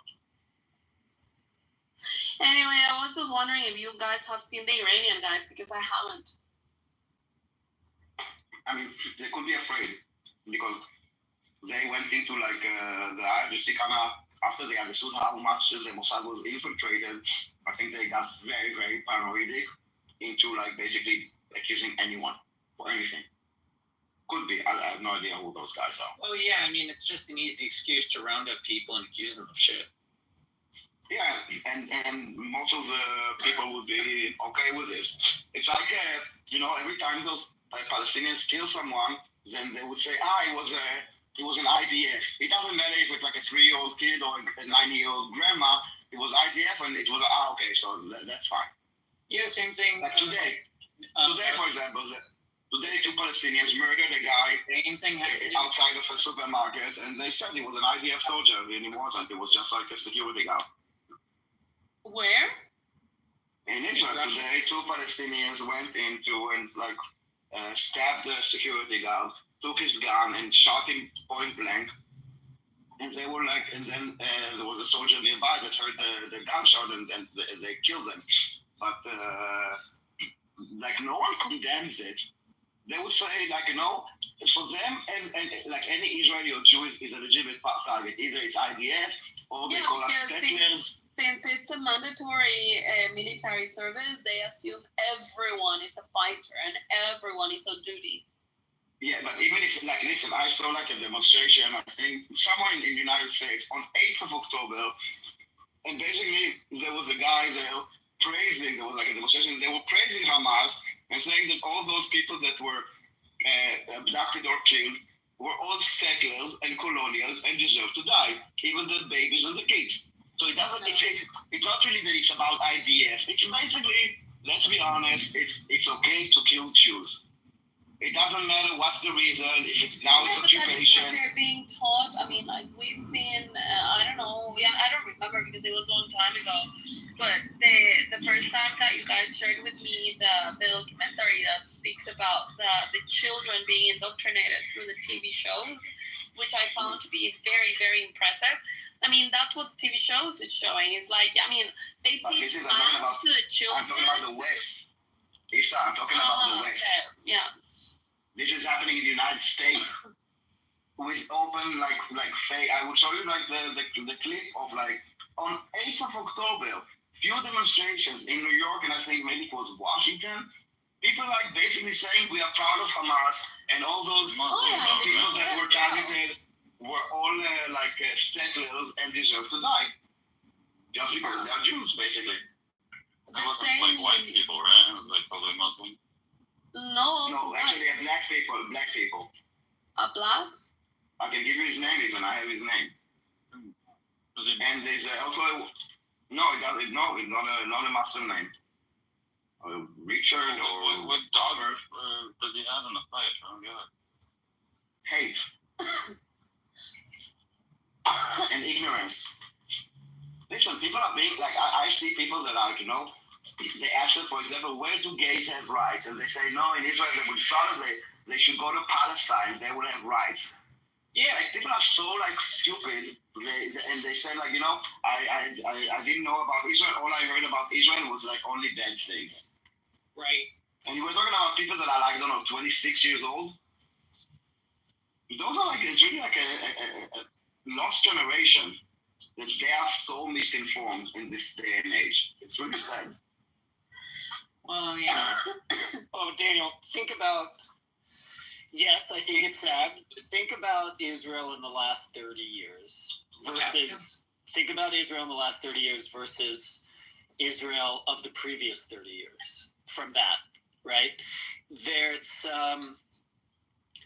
what people are consuming, just what the news is about Israel is very different, right? Post-67 to Oslo, totally different story than from right, just story, right? I see it in the kids I teach, right? Even kids who go to what changed in the last 30 years? It was the internet, not anything else. Well, yeah. I think it's all. I think you can put it on all kinds of things, right? I was going to say, somebody said we're in the I think you said it before. We're in the information age. Yeah. I don't think so. I think we're in the attention age. You should read Ezra Klein wrote a whole book about the attention economy, and that's all we have now. We don't have the information age should have led to better education, but it didn't. It led to us being monopolized for our. Tell me the author's name again, please. It sounds very interesting. Ezra Klein. Okay, thank you. That's a great point. It's Yeah, it's not New York Times podcast. Well, and this is, by the way, it just. I'll tell you guys. I asked the other day. Israel wasn't the topic at the moment, so nobody bit when I asked. But my question is, I've seen you guys engage in debates on Clubhouse. My question is, do you engage in debates about Israel on other social media platforms? And the reason I ask is because I want to tell you, I make a lot of videos, not a lot, but I make videos on TikTok, and I'll make these videos that I think are like so reasonable, like 4 minutes. I'm making very reasonable points, very, very good argument, and then I'm not exaggerating, every single comment is a detractor, is negative, is insulting, is hateful. And so when you talk about the attention age, it's almost like it's like Idiocracy, Caleb. Did you see that, Caleb? Idiocracy? Yeah, I saw it. That's a great movie. Lisa, look in the chat. I put a link in the chat about this demonstration on 8th of October. There was a genocide on the 8th of October. Didn't you know that? Those are people celebrating. Well, that happened too. No, not celebrating. Glorifying Hamas and the slaughter of Jews and I remember that, Daniel. I remember that when it happened. I remember it on October 8th watching that video. But my point, I guess, so we remember. It's nice, Caleb, to hear, and it's helping me understand, because it's almost like I feel like it's a waste of time to make my pro-Israel videos and to do my pro-Israel posts and to waste time with you fucking assholes. Excuse me, I'm just joking, but it actually doesn't seem like it is. You say asshole like it's a bad thing. Right. But only you forgot it. No, I got it. I laughed. I laughed. Okay. Very funny. You're all gay, you laugh. Very gay. No, but maybe then, Caleb, it's not a waste of time to do the Hasbara and to do the social media activism, because if we're fighting a war for attention, then basically the only reason we're losing is because more people have seen more TikTok videos of Palestinian, And Zach, it's always going to be that way.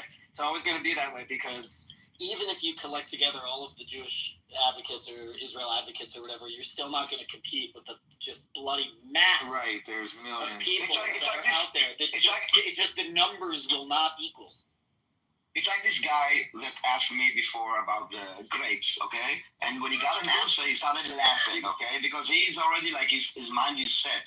He's already brainwashed. So there's no. We don't need to justify anything, and I don't think we need to be in a position of justifying. This anti-Semitism is not a problem of Jews; it's a problem of society. Yes, we are the ones that are suffering, but it's not ours to. I read a great piece the other day that actually said, and there's sort of a critique of the left, of the Jewish left, that they bought into the anti-Semitic propaganda that a lot of Western Jews with modernity bought into. Right? It's not that something we did. Somebody created this for us, and we bought it. It was a very interesting piece. See if I can find it, share it with you guys. It's disturbing how many conversations, there's different levels of people that you think you know, but I have had several conversations with people in the real world who I have known for years, who all of a sudden are saying, you guys were saying this 25 minutes ago when I was in the gym, but like Daniel said the word bloodthirsty just when I wanted to say the word bloodthirsty, because, and they say, I'm not against Jews, I'm against Zionists, but didn't the Jews do the Bolshevik Revolution in Russia? And it's like, so it's literally identical to Hitler's argument. Like, you just coincidentally happen to agree, point for point, with the man. He makes some good points. I don't know. It's just like, damn, I didn't know that it was that deep. There, I found that piece. You can put it in the chat. It's really, really good. Well, that's why, anti-Semitism doesn't actually ever go away. And it has to do with, propaganda and information and misinformation. Information is always subject to misinformation. That's, what makes it information. The the delineation between it and the stuff we don't want to focus on, which means that whenever someone is motivated, there's always material that was previously classified as information available for them involving the destruction and villainy of the Jews. Like, how could you ever prevent that from happening without, like, a massive destruction of all cultural record, which no one is ever in favor of?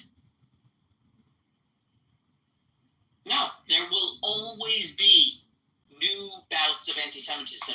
And yes, this was already addressed 150 years ago by Herzl when he saw what happened to Dreyfus. And guess what happened? We made a state to solve that problem. Well, it didn't solve the hate problem. Yeah, we never. It might have solved. That's the thing. It was never under the conception that the state of Israel would prevent the rest of the world from still thinking that we were pieces of shit. We anticipate that that's going to continue to happen over and over and over again with like more elaborate arguments that are just rehashed versions of the same. We know that's going to happen. The point of the separate state is because then we always have someplace to go where we have sovereignty, and we know that we disagree with you all together because you're all psychopaths.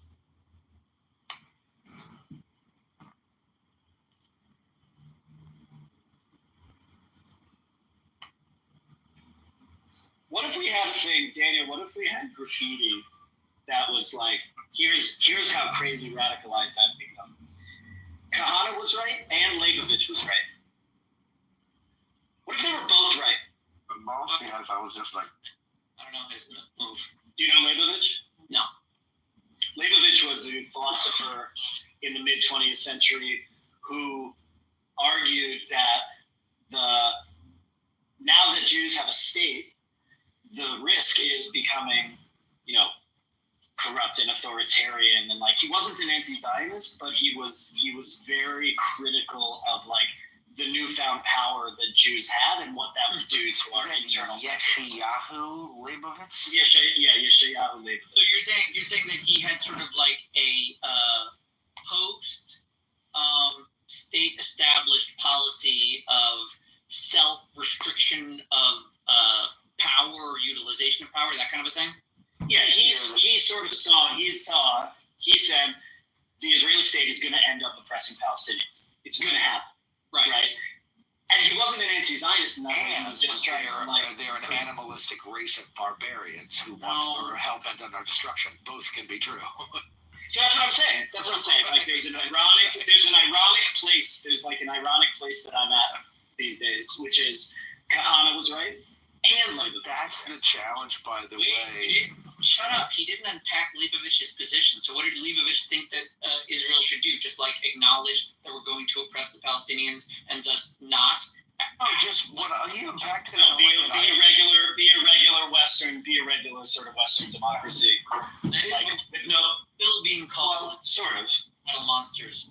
Well, agree. Isn't it ironic because Kahana and Leibovich are opposed, right? Yeah, so that doesn't like what you're saying doesn't work. Like we trust what you're saying is Leibovich was right, even though his strategy has clearly brought us to exactly the thing he was trying to prevent occurring. So thus he proves himself wrong. What I'm hearing, and instead, Kahana, who was never actually tried, right? Because he was murdered. Which is why many people continue to say Kahana was right because no one ever actually tried it. Well, but what I'm hearing is right. So what Leibovich said was the following, right? He argued against occupation, right? He argued against. He was a religious person. He was a rabbi, but he argued against. You're saying he wanted to withdraw from the West Bank and Gaza territories? Yeah, post 67, he argued he wanted to go back to the 48 borders where they could fire a bullet across the state of Israel? Yes, because he argued that continued control over those territories would lead to a moral degradation of the Israeli society. That's a fair argument. Which in some ways, he was right. Oh, he's totally right. No. Jordan and Egypt abandoned those territories as a poison pill for Israel. And, I'm aware of it. Israel swallowed it. I would have opposed it for different, more religious reasons, but he was totally an anti-messianist, right? He wasn't a messianist. He really argued for the very strict separation of church and state. That the more that religion gets entrenched in Israel, that that's going to be bad for Israelis, and bad for Arabs. Right? All of these things, like, and it turned out he was right about a lot of that stuff. And Kahana was also right to the extent of the way that he described Arab mindset and Arab culture, right? Not that I'm like generalizing too much in this way, right? But there is something built in. There is something built in there about Jews. Yeah. Leibovitz was right. Kahana was right. They both had excellent points to offer, as usual. Well, what I'm hearing, tell me if this is an oversimplification, but what I'm hearing is evil exists, and so does Yetzer Hara. They both exist. I'm not sure about evil, but the Yetzer Hara definitely exists. Well, I just mean evil exists. But extend Yetzer Hara to the Gentiles. No, I just mean the evil exists in others, and the will to do evil, the impulse to accidentally slide into evil through lack of vigilance exists in our own selves as well. So Kahana was right. They're a bunch of fucking animals. Leibovitz was right. We got to be careful with the iron fist.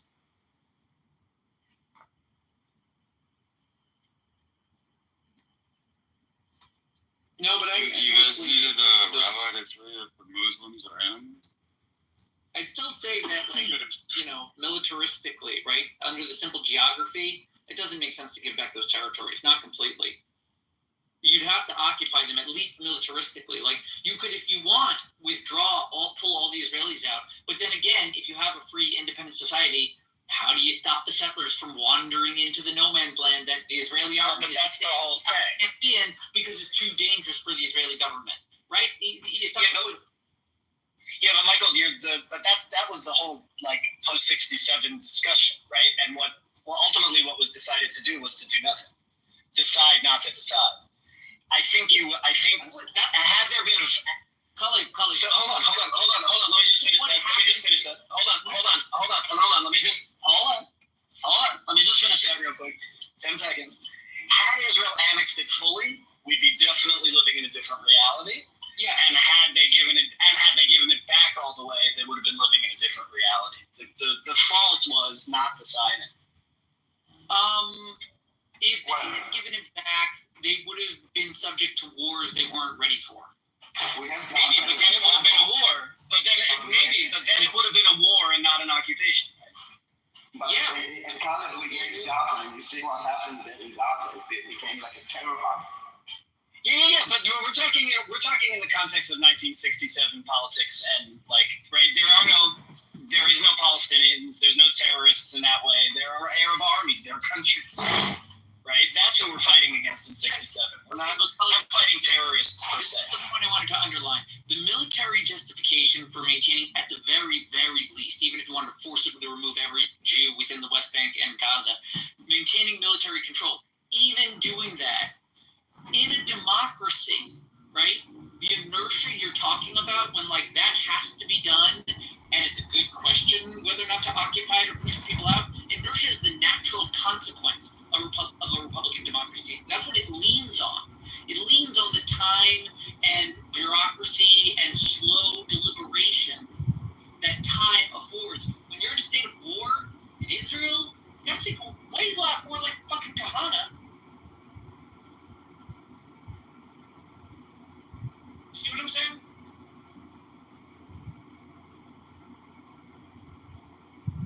Danny, your point about Gaza is right, except I don't think that was the consideration post '67. If we withdraw, then the Jordanians will just attack us again.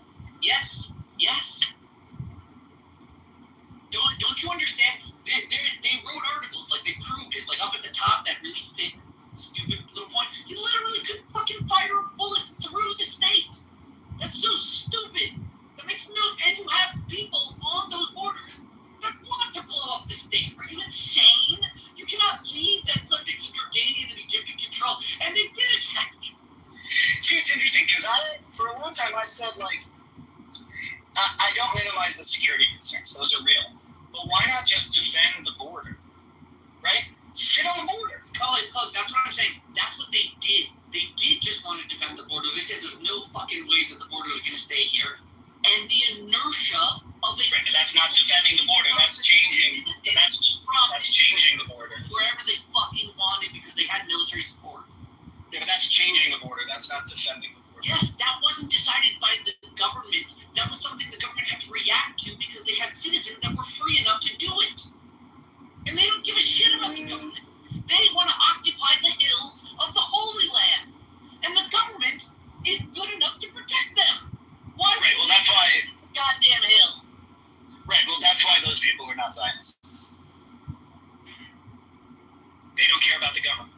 They don't care about the statecraft of the state of Israel. They care about defending that hill.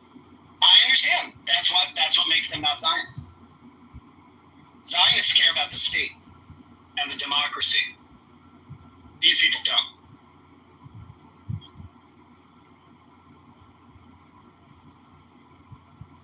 Like, I don't think Ben Gvir and Smotrich are Zionists. Certainly not. But you're missing my point. It's unavoidable.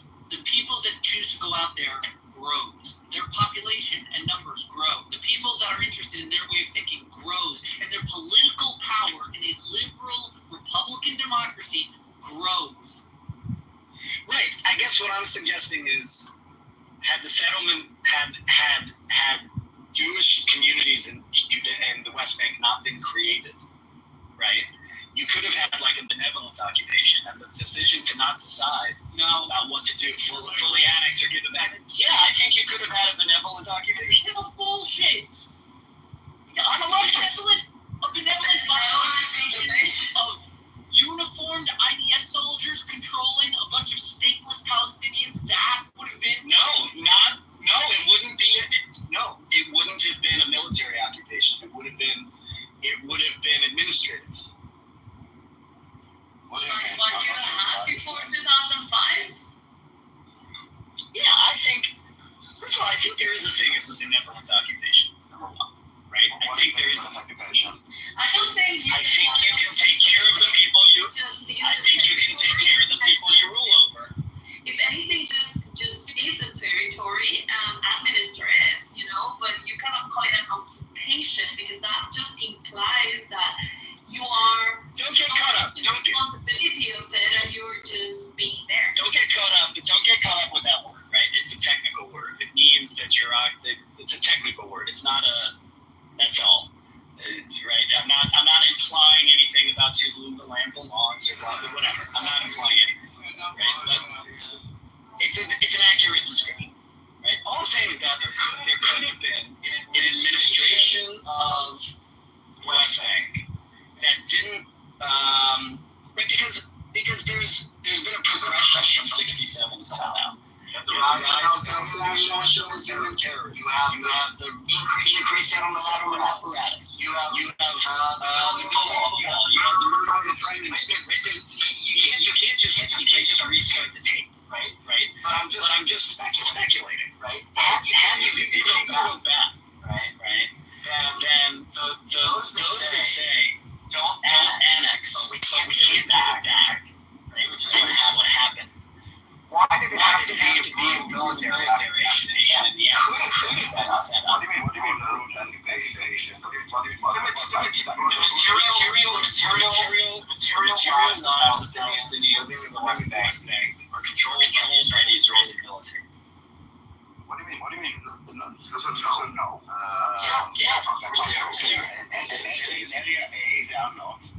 And again, why brutal? Well, let me say it better. Okay. I don't think it has to be looked this way.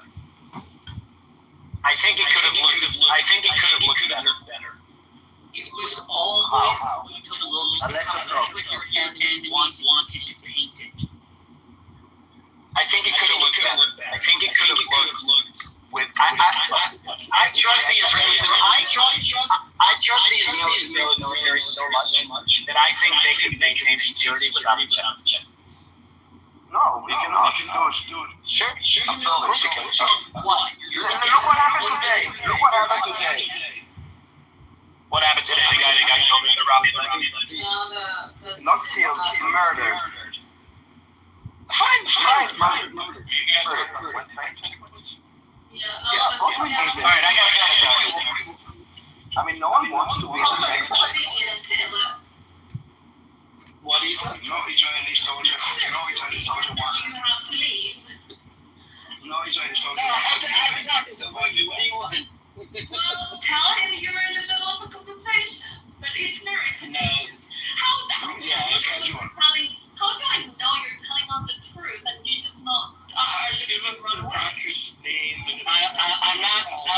I don't run away from these conversations.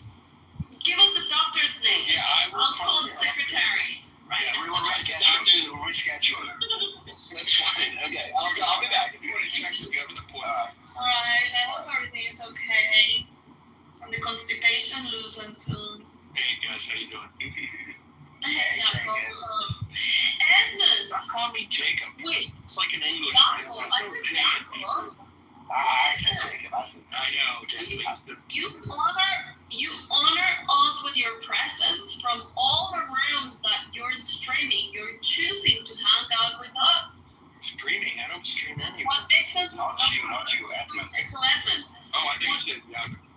What makes us so interesting? We moved on. I don't know. Oh my God, no one's here. Oh, Master. Oh, Colette. Came and went. Master. Oh, hey, Master. Oh, Master, come on up. You guys have had the same conversation for like multiple years. Oh, guys, it's good to see you. Hello, Master. Hello. Hey, Jacob, Lisa. It's good to see you. Just hold on a second. Oh my God, a sentence. What were you saying?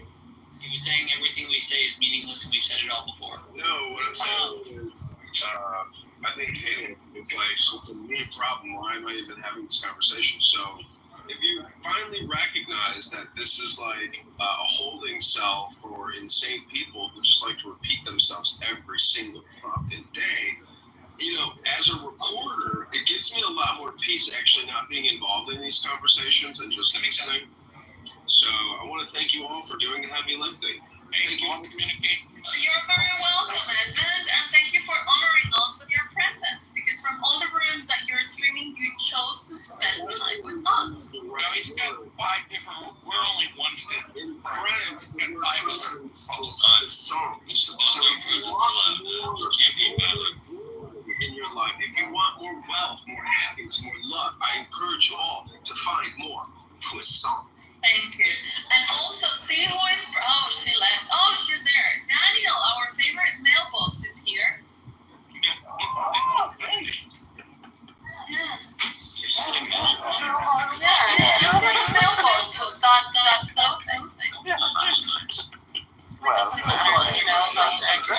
Did you call me a mailbox? Yeah. Not you. No, not you. Why do I look like a mailbox? No, because not you. Are you calling me a slut? Stop it. Are you calling me a slut? There it is, a mailbox. Flatter. Danny, you know what's going on now? What is all in Arabic? Why are you leaving? Yeah. Maybe your heart's feelings in a third world country. No. Stable. No, she's not. Actually, we tried for months to hurt her feelings. It's not happening. What's new? Well, Jacob, I'm not really following the news because I just follow the headlines, but no details because I have been in so many troubles at work and house, so just personal things, but once I pass them, I will follow. You caused trouble at work? I thought you were the solution provider. Well, I'm a troublemaker after all, you know. Oh my goodness. Inside of you. Thank you, Jacob. I miss talking to you, you know that. Yeah, I know. Your family's good? Yeah, everything is fine. What about yours? Yeah, you know. Oh, don't make the conversation gay. Oh, no, it's not. No, Wait. So, why are you coming in and leaving and coming in and leaving? What's wrong with you? Like a gay man.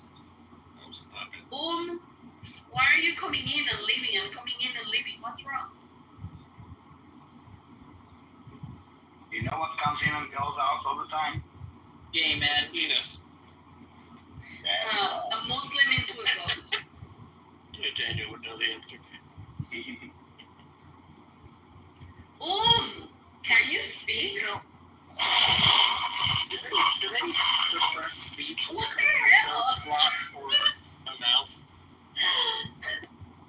It's just eye slots so they can see, but they can't talk. Are you allowed to talk in those things?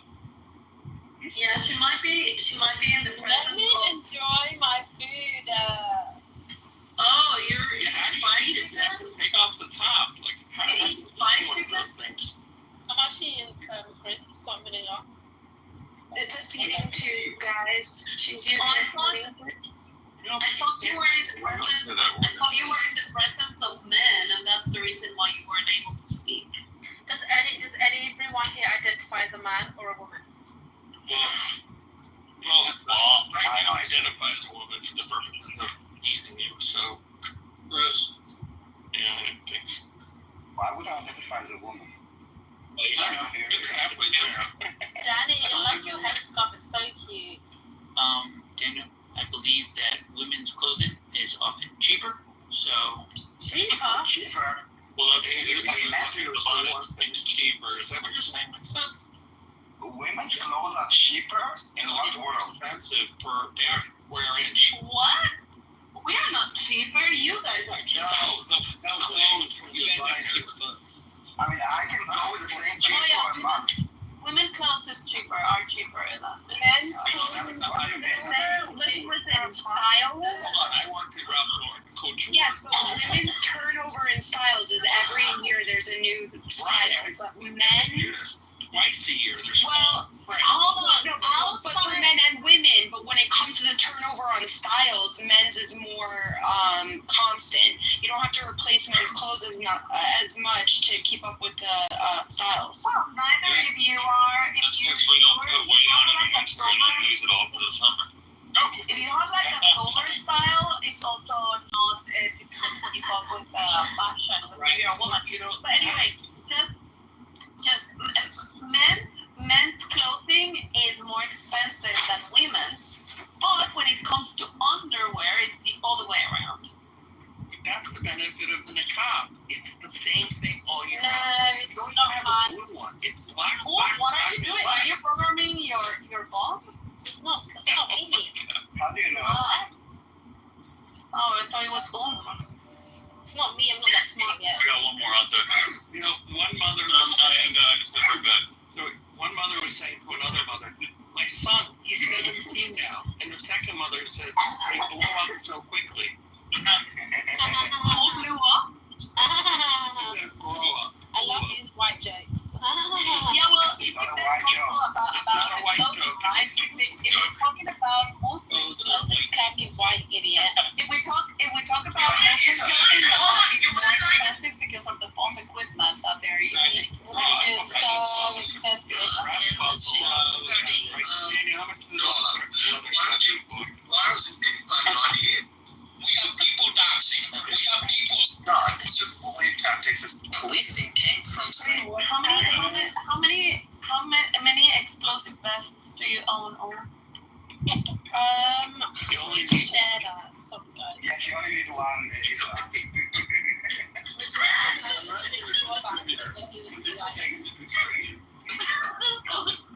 When you have the idea, if you really thought about it, so it's okay.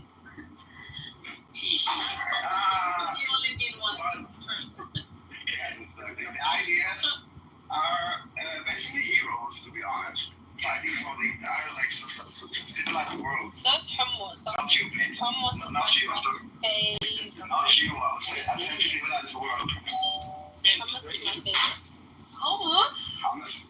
Who doesn't like Hamas is there. Hamas or hummus? Which one? Hamas or hummus? I realize though that in America there are people all day, every day who are shitting on ICE agents, and these people are patriots and heroes. So we don't even get to have your sentiment in America. That is verboten.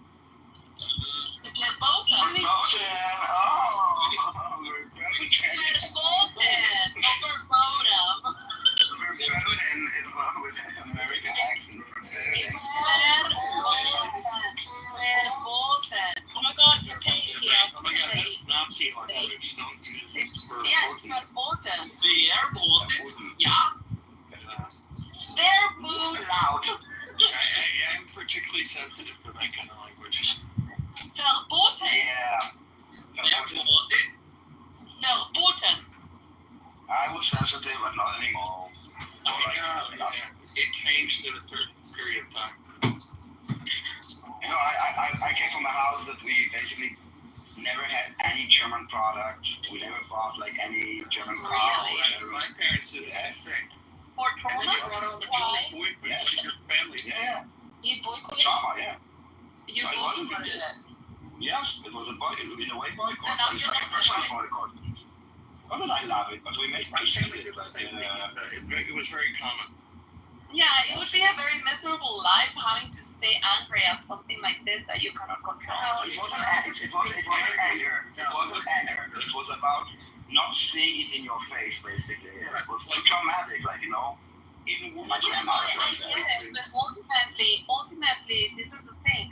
And this is what I think I still admire about the Jews, even if, I mean, these things happen, right? Which is like, okay, we cannot do anything about the past. We are going to take responsibility of our future, and we're going to handle it in the present, you know?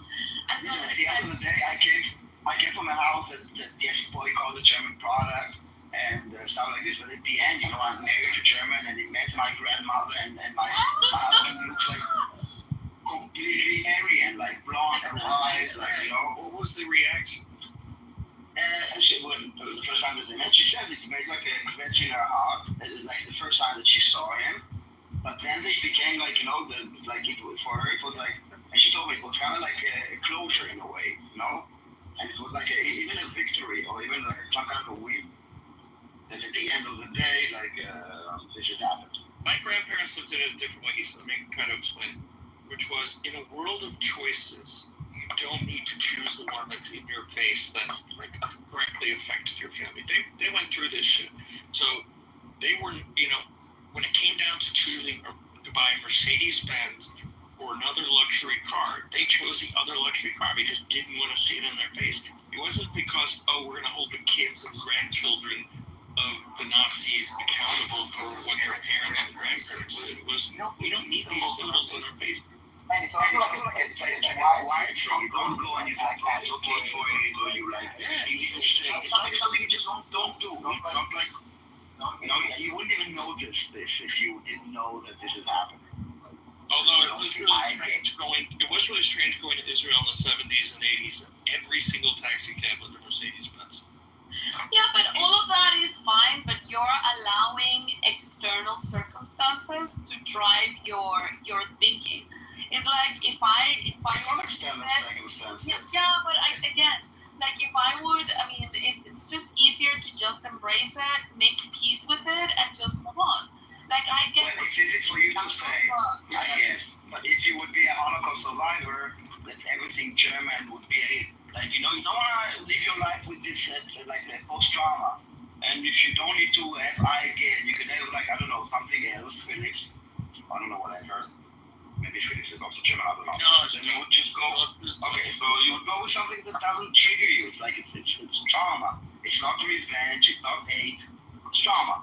I get it, Daniel. But you know what? I mean, like, I know it's not the same type of, how do you say, level, right?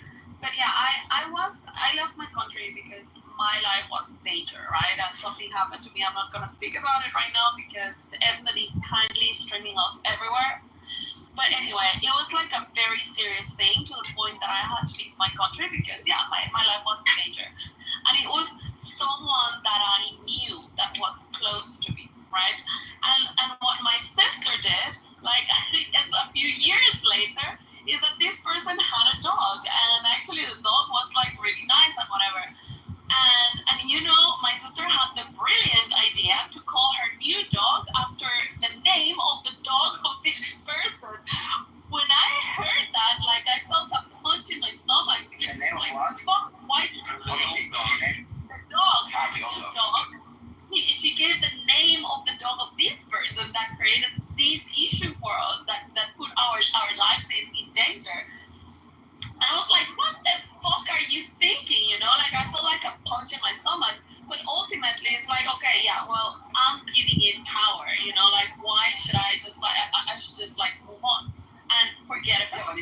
choose. I think you would choose an elimination and a dog stay. I mean, I know it was traumatic for you. I get it. I understand it. This is stating basic Stoic principles. It's called philosophy, man.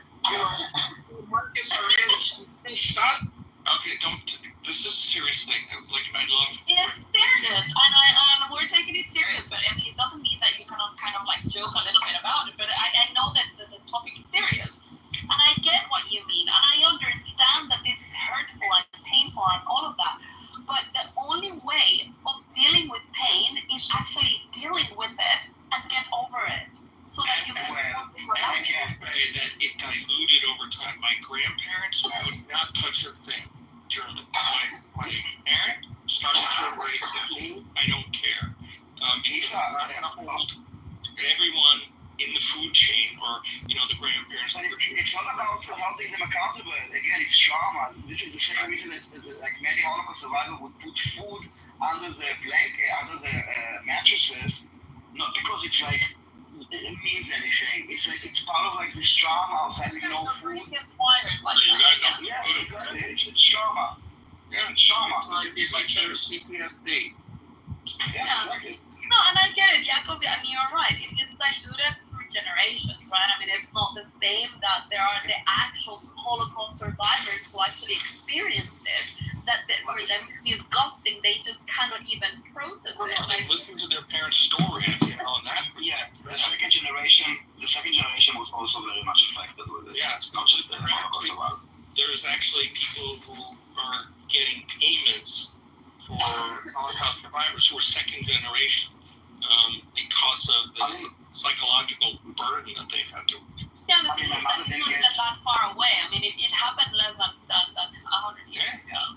Yes, I mean, we heard stories from people that actually experienced it. Like they would bring like the Holocaust survivors to our school on Holocaust Day, and they would sit and they would tell us like their own personal stories, and they were alive, and they could now with time they are less and less, but you could hear it like first-hand accounts, and it was like the Nazi regime didn't exist anymore. Hold on. What? It wasn't about like being like spreading like propaganda against the Nazi regime, because it didn't exist. It was just about like remembering and knowing what happened and like sharing those stories. What did you say? Was it? No, I was asking. Sorry, there might be the line. Is it like is it like a disability sort of in a sense payment, or like a reparations type of? No, it was a reparation kind of thing. Yeah. So it's and there was some to second generations. Like, is Germany paying for it? I'm assuming that. Yes. Good. Yeah, to the tune of like $80 billion, I think it was at the last count, or 82 or some number, some huge number. It's not that huge. Today you buy like a. Yeah, but I mean, in total, it's still a lot of dollars. It's a lot of money. And the reality is it will never be enough. So it's you can't buy anything with it. And those people, it's not like it's not just reparation, because I mean they also lost everything that they had. I mean, my grandmother came to Israel through Lebanon, and she had to like basically, never mind like the whole story of how she came, but she came with nothing, like nothing. And they had like stuff, and also my father's family had like fur factories, like they were very rich, they had like servants and like whatever. They came with nothing. So the money that they get in reparation is nothing compared to what they lost. Nothing. Did they ever try to get the property back, or the physical property back, or no? I actually, yes, we had a building, and me and my sister, we got like, now, like, I think like 5 years ago, we got some money for this building, but again, it's not even enough to buy like No, I mean, do people actually get the building back? Like, forget. No, because other people live there now. You don't get the building. You get like they have like this pointing system that they give you some. Damn it! You don't still have not the building value. I read from time to time. Yeah, you know the key. We have the key. You know the key. Yeah. I read from time to time This is Germany. We don't need the key. We have the address. Give it back to the heirs. So I was wondering if anyone actually got the property back, and now the rent payments go to them as opposed to some other person who was building. I don't know, to be honest. I don't think so. Or like a company. Maybe if it's like a building that is not like sold to someone else, like a government building or like stuff like this, maybe. But I don't know. Whatever. We need a better topic.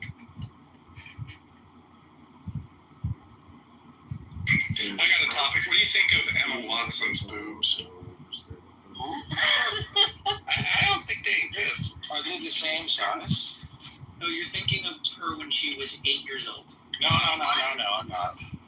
My boobs are not the same size. Is she a member of the itty bitty titty committee? I'm just bringing this topic to the committee, just wondering. That's My boobs are the same size. Nothing is the same size. Yeah, my right boob is bigger than my left. BTR to prove. Same thing with testicles. This is what they told you, Jacob.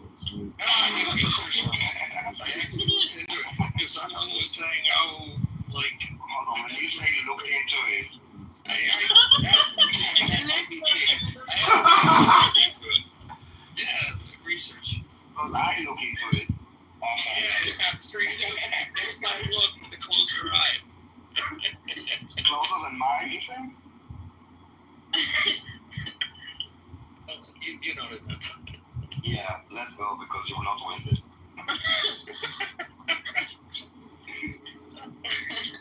Get out a tape measure next time. Oh my god, it's getting worse. Yeah. Oh my god, I wanted to go to a supermarket and these long days, they confuse me because the sun is so bright as if it's like 4 p.m. and it's 8 already, and I have 7 minutes until the supermarket closes, and it's just confusing. But think about it this way: the days are getting shorter. Every day is shorter than. Shut up! No, I hate that. Shut up. Yeah, she likes solutions to her problems. No, after June 20th, they're getting shorter. Lies! Every day is 24 hours! You speak lies! The point of the day that's daylight. Days do not vary like your you shit, heretic! Blasphemer! Exactly. Don't come here with your Jewish shit, Percentage of the day that's daylight gets shorter, okay? Do I have to explain it in that much detail? Shut up! a lie! 4 hours now. And the sun doesn't set either. Shut up already! According to the sets, it does it every day, which only lasts for 24 Oh hours. my god, this is like your verbal chewing sound. Son. God. He's giving you good news, and you're like, no! Yeah, I just don't want to think about it because I hate the thought of like days going back to being very short. Oh, so you like when they're long? Well, you just said I hate I love it. I'm just saying. Everybody loves Crazy, and she doesn't know if the supermarket is still open, and she's the days Who doesn't like it when it's long? shorter. I love it when it's long. Everybody loves it. That's right, Google. So does Daniel. Yes, she never said everybody likes it when it's long. She never said hate. She said these long days are throwing me off or something. Yeah, I just said it's confusing. I never said I don't like them. I love them. lights it out like you want to handle the lights. I just said they're very confusing. But I didn't say I hate long days. This is always Not happy about it. I need long days. She needs the long days, but they still confuse her. You can say like, a day, you can just say D. Right, she needs the long day. You know. Like all women. You had to say it. It was supposed to be something that people cannot think. Sorry, I am happier during the long days. Why don't you move We have women here, but it's good that you said it. Why don't you move you and your boonies to northern Alaska for the summer? Because that would be an awful place to live. Yeah. It'll be all summer, all night. Yeah, but it's too cold and too long. No, I would go crazy. Not too if cold. it's That's not cold in the summer. It's perfect weather and the sun never goes down. I like ice. Wonderful. So I'm just curious, how do you guys do Shabbat in Alaska? It's a good question. Rabbis given different opinions on that. You're being anti-Semitic, Pepe. And Iceland also. How do you do it in Iceland? No, I'm only asking because, like, I guess I'll do your in the There's no summer, sun coming down. it would be like really short, or you're in one part of the year, really long in the other Went up to part. space. You have to An fake observant it. Jew went up to space, and how you there make were laws developed as to how he should pray there, because when is his day? Wasn't it based on where his location was before he went into space? Is that my understanding? I think that was the ruling, because it does have to be based on like an Earth-based location. So it's based on like if he was from. It might have been That was based, Ron Arad, it was right? probably one of two things. It's probably not based off the location he departed from, which would make most sense in contracts with the laws for flight. The other one, and I think it's still supported, there are some opinions, say you can rely on just whatever time davening is in Israel. Yeah. Which is pretty, that's a controlled legalistic solution, and all of the prayers are focused on Israel, and the jurisdiction of prayer for Jews is primarily about Jews in Israel. So, Israel would make sense to anchor the actual time of prayer. It wouldn't make sense to do that abroad on the planet, because then you'd be out of sync with the cosmological markers like the sunrise and sunset. But in the space, yes, like on Mars, you'd have to develop time zones, but like the starting one is going to be something probably having to do with Israel. When Elon Ramon went up to space, unfortunately he died on the way down. He brought up like a mini Torah, like the world's smallest Torah. It was pretty cool. I saw an interview where he wrote it. Every gram is accounted for. Yeah, they cost a fortune to bring that thing up. It costs a fortune to write a Torah that small. I think the software said, okay, make it 2 inches by 3 inches. The guys would be like, what? There are limitations. It's not like a microfilm? No, it was printed. I think it was printed, not scribed. Printed? Oh, wow. No, so you just think there's like a mile. Yeah, it was a really small one. So she said, I don't think he was religious either. So. It was so stupid that I left. I don't know why did I left. So I have a question. I've always wondered. Questions at the end. No. I thought it was at the end. I'm sorry. It should be end.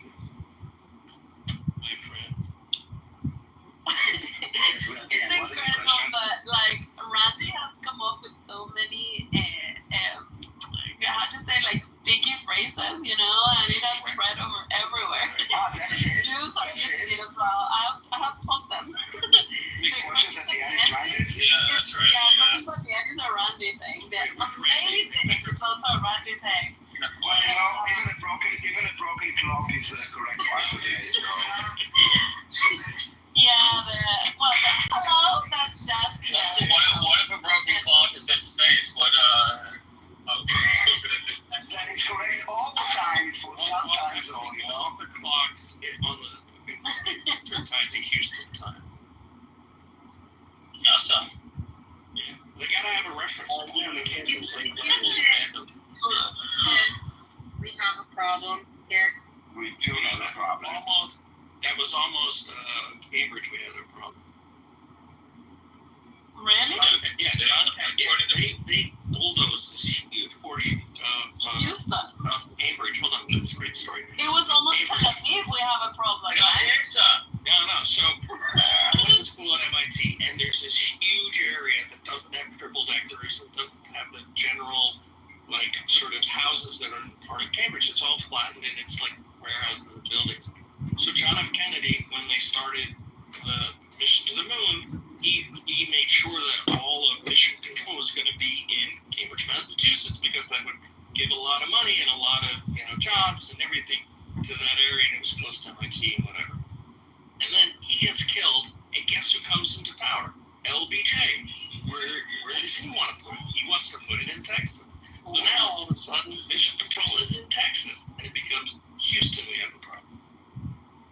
Oh. Yeah, no money speaks. What I am impressed is that it was not Tel Aviv we have a problem. How would it be Tel Aviv? Because you guys control everything. So you're saying that one noticeable change in history that occurred because of Lee Harvey Oswald was that mission control was in Houston. That's funny. And all those jobs, I mean, it was a couple $1 billion because of it. Not insignificant, really. It wasn't a minor thing, we said. It was huge. By the way, the assassination occurred in fucking Texas. We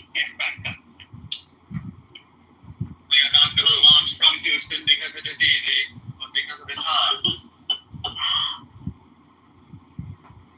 I'm just saying, like, it's not so often you can show clear, measurable, like, oh, look, this assassination clearly resulted in this other thing. Yeah, yeah, it's not very often.